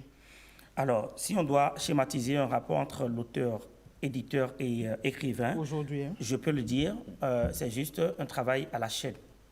Chacun a un rôle fondamental à jouer lorsqu'il s'agit de la production littéraire. Et donc, l'écrivain sait que lui doit créer. Il est là pour ça. Dans la chaîne, il est un maillon de la création. Et donc, à côté de lui, il y a l'éditeur qui souhaite avoir un œil sur ce qu'il a créé, en manuscrit bien sûr, et le transposer maintenant en imprimerie pour pouvoir éditer le travail. Là, c'est toute une chaîne également qui s'installe, parce qu'il y a les lecteurs dans les maisons d'édition, il y a les illustrateurs dans les maisons d'édition, et donc tous ceux-là réunis, ils convergent leur énergie pour pouvoir concrétiser le rêve de l'écrivain qui est de sortir un bouquin de poche, un ouvrage. Alors, à côté de tout ceci, il y a quand même qu'on appelle le lecteur, qui est le consommateur final de ce produit qui va sortir des éditions. Et donc, ce consommateur final, lui, à son niveau, peut aussi avoir des ramifications. Il y a des lecteurs des gens comme moi, nous lisons pour faire un travail conséquent sur le travail de l'auteur. Par contre, il y a d'autres lecteurs qui, eux, lisent pour le plaisir et leur propre gouverne. Et il y a d'autres lecteurs également qui lisent pour faire des travaux scientifiques. Donc ça fait que, à ce niveau aussi, il y a des ramifications qui permettent à toute la chaîne de fonctionner. Alors vous, monsieur l'écrivain, je peux vous appeler comme ça, vous êtes de la jeune génération, on va dire, hein, vous faites partie donc de cette jeune génération d'auteurs très active. Qu'est-ce qui, selon vous, contribue à cette floraison, donne cet engouement à la jeune génération aujourd'hui? Parce que très jeune comme vous, il y en a qui écrivaient. Je ne sais pas si Maravina a écrit aussi. J'ai écrit un livre qui est resté dans une maison d'édition. Ah bon? C'est un coup de gueule? Oh là là! En fait, l'éditeur m'a dit que le sujet que j'ai abordé est un sujet vraiment tabou ici au Bénin. Ça parlait de la drogue.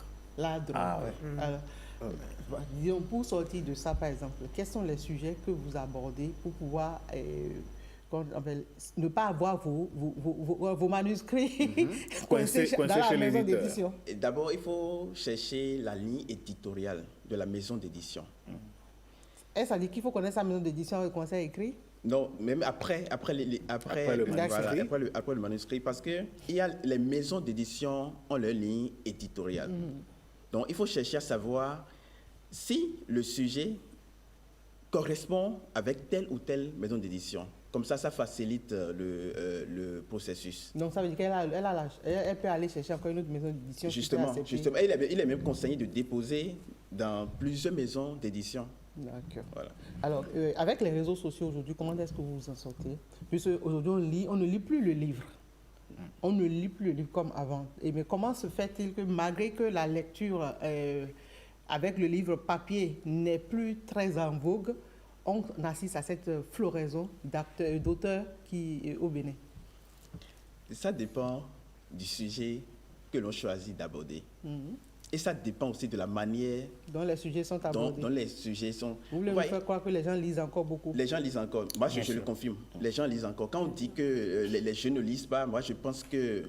En fait, on globalise, mais reconnaissons qu'il y a des jeunes qui lisent. Si nous disons qu'il y a une floraison de jeunes écrivains, alors... Que font-ils avant d'écrire? Vous voyez, justement. Et à qui est destiné leur travail? Au lecteur. Justement. Donc, quand le sujet est intéressant, les jeunes, ils lisent. Voyons même dans nos bibliothèques, la majorité... c'est souvent des jeunes qui sont dans les bibliothèques. Et aussi, il y a un point que j'aimerais aborder. Quand on parle aussi de floraison de livres aujourd'hui, il faut noter que ce sont les conséquences positives du Covid-19. Parce que pendant le confinement a servi à écrire. Et aujourd'hui, c'est... Vous voyez, voilà. On va y aller rapidement. Les questions, j'ai beaucoup de questions, donc je suis obligé de les survoler. J'ai bien envie qu'on aborde le volet défi. On a une belle floraison quand même d'auteurs et d'écrivains, de livres et autres. Aujourd'hui, quels sont les réels défis du secteur? Alors, l'un des réels défis, c'est de contrôler l'invasion des outils de la nouvelle technologie. Parce qu'en fait, c'est ça qui déjà fait qu'on a l'impression qu'il y a une dyslexie de façon globale au niveau de tout le monde, alors que ce n'est pas vrai. Il y a des gens qui n'arrivent plus aujourd'hui à se départir de leurs écrans pour pouvoir aller vers les ouvrages version papier. Et ça fait qu'on a tendance à dire que oui, les jeunes ne lisent plus. Sauf qu'il y en a quand même qui, sur leur écran, se donnent le plaisir de lire. Parce qu'il y a des livres numériques. Bien sûr, d'aller consulter des ouvrages en ligne et puis lire. Mais aujourd'hui, moi, je recommande beaucoup plus la version papier parce qu'en vrai, lorsque vous vous attachez uniquement à vos écrans, d'abord, vous abîmez vos rétines, ça c'est clair. Et puis après ça, vous n'aurez plus certainement cette application. Voilà, vous n'aurez plus cette opportunité d'avoir le goût d'aller toucher au papier. Et donc, il faut tout faire pour relever ce défi, le défi de se départir un peu des outils de la nouvelle technologie pour pouvoir... Eh bien, Ghislaine, c'est vrai qu'il y a beaucoup de questions en suspens. On aura absolument un autre plateau pour discuter davantage. Tout à fait, parler de la qualité des œuvres. La qualité des œuvres. D'accord, avec plaisir qu'on va revenir. Bon, ben, vous revenez quand vous voulez. Vous goupillez ça avec Ghislaine? Bien sûr. Et puis ça y est. Bien sûr. Il y a le Sénat, c'est pas le sénateur que j'ai pu les avoir. Donc... Ah oui, le sénateur. Notre sénateur. Nous, lui, son Sénat existe avant même la création. Avant le Sénat Il va être là, le mot à qui on fait un coucou de l'autre côté. Mesdames et messieurs. Vous avez un petit mot, c'est ça? Non, oui, j'ai un petit mot. C'est de remercier la SRTB pour la promotion de la littérature. Parce que s'il y a floraison de livres, il faut noter aussi que c'est à cause de vous. Vous voyez ce plateau pour parler de la littérature, tout ça contribue au développement de la littérature. C'est notre devoir. Merci beaucoup. Nous le faisons. On aura d'autres occasions de revenir encore sur l'évolution du livre au Bénin. Merci beaucoup, Ghislaine Arimi. On va prendre congé de nos invités. On va aller maintenant sur éducation, médias, parce que ce matin, on va se demander quel est le rôle, je dirais, l'utilité des réseaux sociaux et que faisons-nous face aux dérives silencieuses.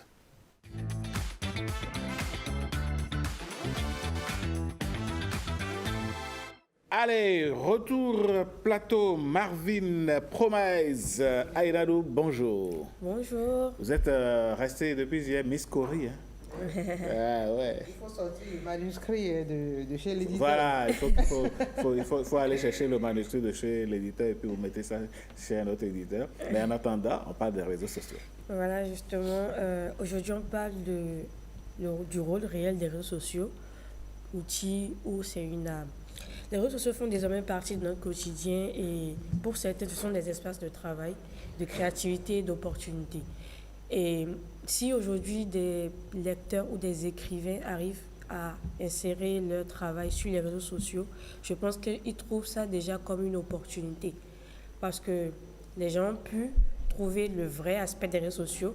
Tu fais un travail, tu aimerais l'exposer au monde, donc tu le mets sur les réseaux sociaux. La vérité, c'est qu'ils peuvent faire deux choses. Ils peuvent en faire un outil puissant, comme ils peuvent en faire une arme redoutable. Tout dépend de l'usage.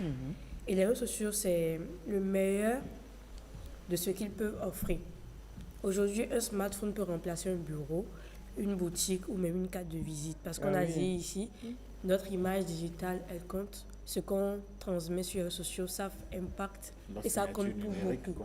C'est vrai, il y a certains, ils te proposent des produits et sur le statut, tu demandes la boutique est située où, et on te dit, il y a on livre. Voilà. C'est bien ça. Donc il y a des réseaux sociaux les réseaux sociaux permettent en fait à des personnes, des milliers de personnes de travailler en freelance, à distance, de créer des contenus, des vrais contenus, de vendre en ligne. D'où le phénomène de boutique en ligne, e-commerce, où des personnes en fait créent toute une activité mais juste basée sur le digital, sur les réseaux sociaux et qui s'en sortent sans entrer dans les dérives. Des coachs et des entreprises également comme ça. Et même les structures les plus importantes, ADPME et on a aussi les médias. Tous sont sur les réseaux sociaux pour pouvoir créer l'utilité, pour pouvoir transmettre des informations crédibles et en fait utiliser les réseaux sociaux à bon escient. Et maintenant, ça permet également d'être visible, montrer son travail, valoriser ses compétences, construire une image professionnelle. C'est en faisant ça maintenant qu'on devient visible et qu'on attire des opportunités vers soi. Et créer un business, publicité ciblée, marketplace, boutique intégrée. Parce que sur Facebook, par exemple, il y a une marketplace qui est comme un marché, comme si où on expose les produits, chacun vient annoncer ce qu'il met en vente. C'est ça, donc c'est comme le Dantokpa, mais de Facebook. Tout à fait. Il y a tout le monde là et tu peux aller trouver tes produits. On pourrait dire désormais que c'est comme le marché de gros d'Akasato, mais version Facebook. C'est ça. Donc les réseaux sociaux, en fait, utilisés par des milliers de personnes, de milliers de jeunes, de façon bien, ont permis en fait de lancer des marques, de créer une indépendance financière, apprendre une autodidacte et créer des opportunités réelles.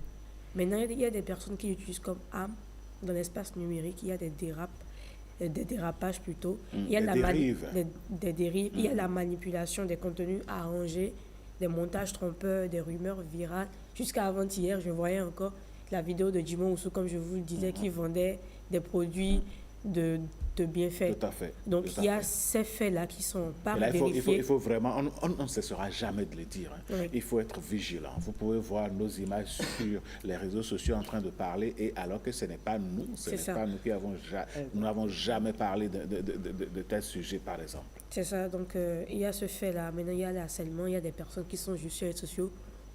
Ils ne veulent pas créer du contenu, ils ne veulent pas créer des entreprises, mais ils veulent harceler les gens. Donc des attaques, des humiliations, des diffamations. Maintenant, il y a le fanatisme numérique, des clans de fans qui s'insultent, comme la dernière fois, j'ai eu à parler de ça, pour des artistes qui ne les connaissent pas, et ça fait des dérives. Maintenant, il y a la toxicité, normalisation des comportements dangereux, des défis extrêmes, des provocations humiliantes, des personnes qui lancent des challenges. Il faut faire des trucs vraiment extraordinaires pour le faire. Donc, en fait, le rôle des réseaux sociaux, il y a deux, ça dépend totalement de l'usage de la personne et des capacités morales, en fait, de la personne. Eh bien, il faut utiliser les réseaux sociaux à bon escient, dans le bon sens, faire en sorte... Le rôle des colis sur ta tête? C'est d'embellir ma tête. Ben voilà, vraiment. Allez, vraiment, mesdames, messieurs, on va donc enclencher la dernière marche de cette célébration matinale. Ça va être la revue de presse avec Marcel Arrossi.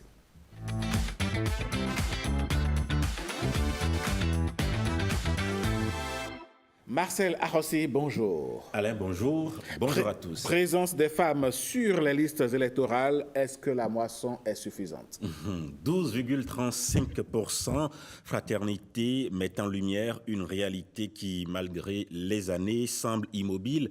La moisson reste insuffisante pour vous répondre très précisément. Pour les femmes sur les listes hors quota de l'UPR et du Bloc républicain aux législatives de 2026. Et le journal journal peint la scène avec précision. 21 femmes candidates, dont seulement 5 titulaires et à peine 4 têtes de liste. Un frémissement et pas encore une vague. Le journal expose cette cartographie féminine concentrée dans le sud, ce corridor électoral où les ambitions se heurtent parfois aux habitudes politiques. Et soudain, un visage s'avance. Fraternité érige Albertine Asiki-Dana comme nouvelle figure de proue, première titulaire du bloc républicain dans la 21e circonscription. Face à elle, le président de l'Assemblée nationale sortant, Louis Vlavonou, une affiche qui promet intensité et contraste. Mais la dynamique reste fragile. Le quotidien constate que le nombre de femmes têtes de liste n'a pas bougé d'un iota.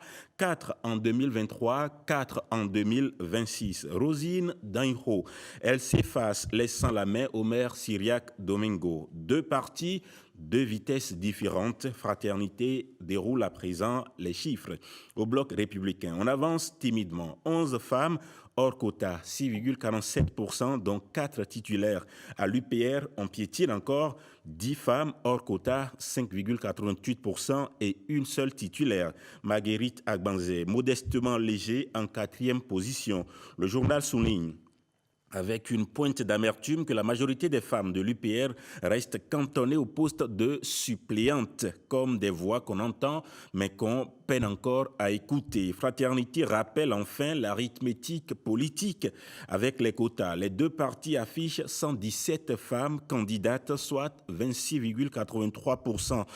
Un progrès statistique, oui, mais sur les listes hors quota, là où se lit la volonté politique pure, la présence féminine reste maigre, presque fragile, comme une plante qu'on arrose sans conviction.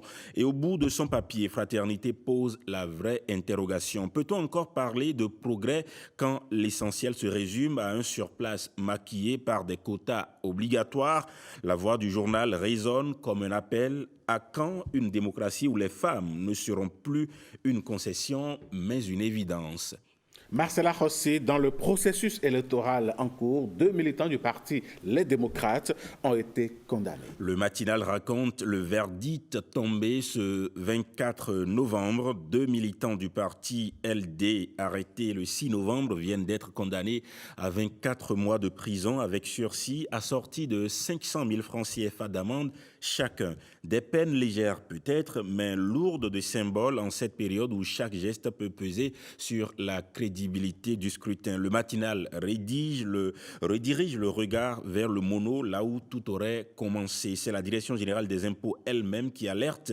Elle dit avoir découvert la falsification de procurations établies au nom de personnes qui n'en avaient jamais fait la demande. Le matinal relaie le communiqué du procureur spécial de la Criette qui confirme c'est bien cette plainte de la DGI qui a déclenché l'enquête. Et du côté du parti, le journal rappelle les propos de Guy Mitokwe, porte-parole des démocrates, qui, interrogé à l'époque par BIP Radio, avait démenti. Le parti ne se reconnaît pas dans ces faits, disait-il alors, en rejetant l'idée d'une implication organisée.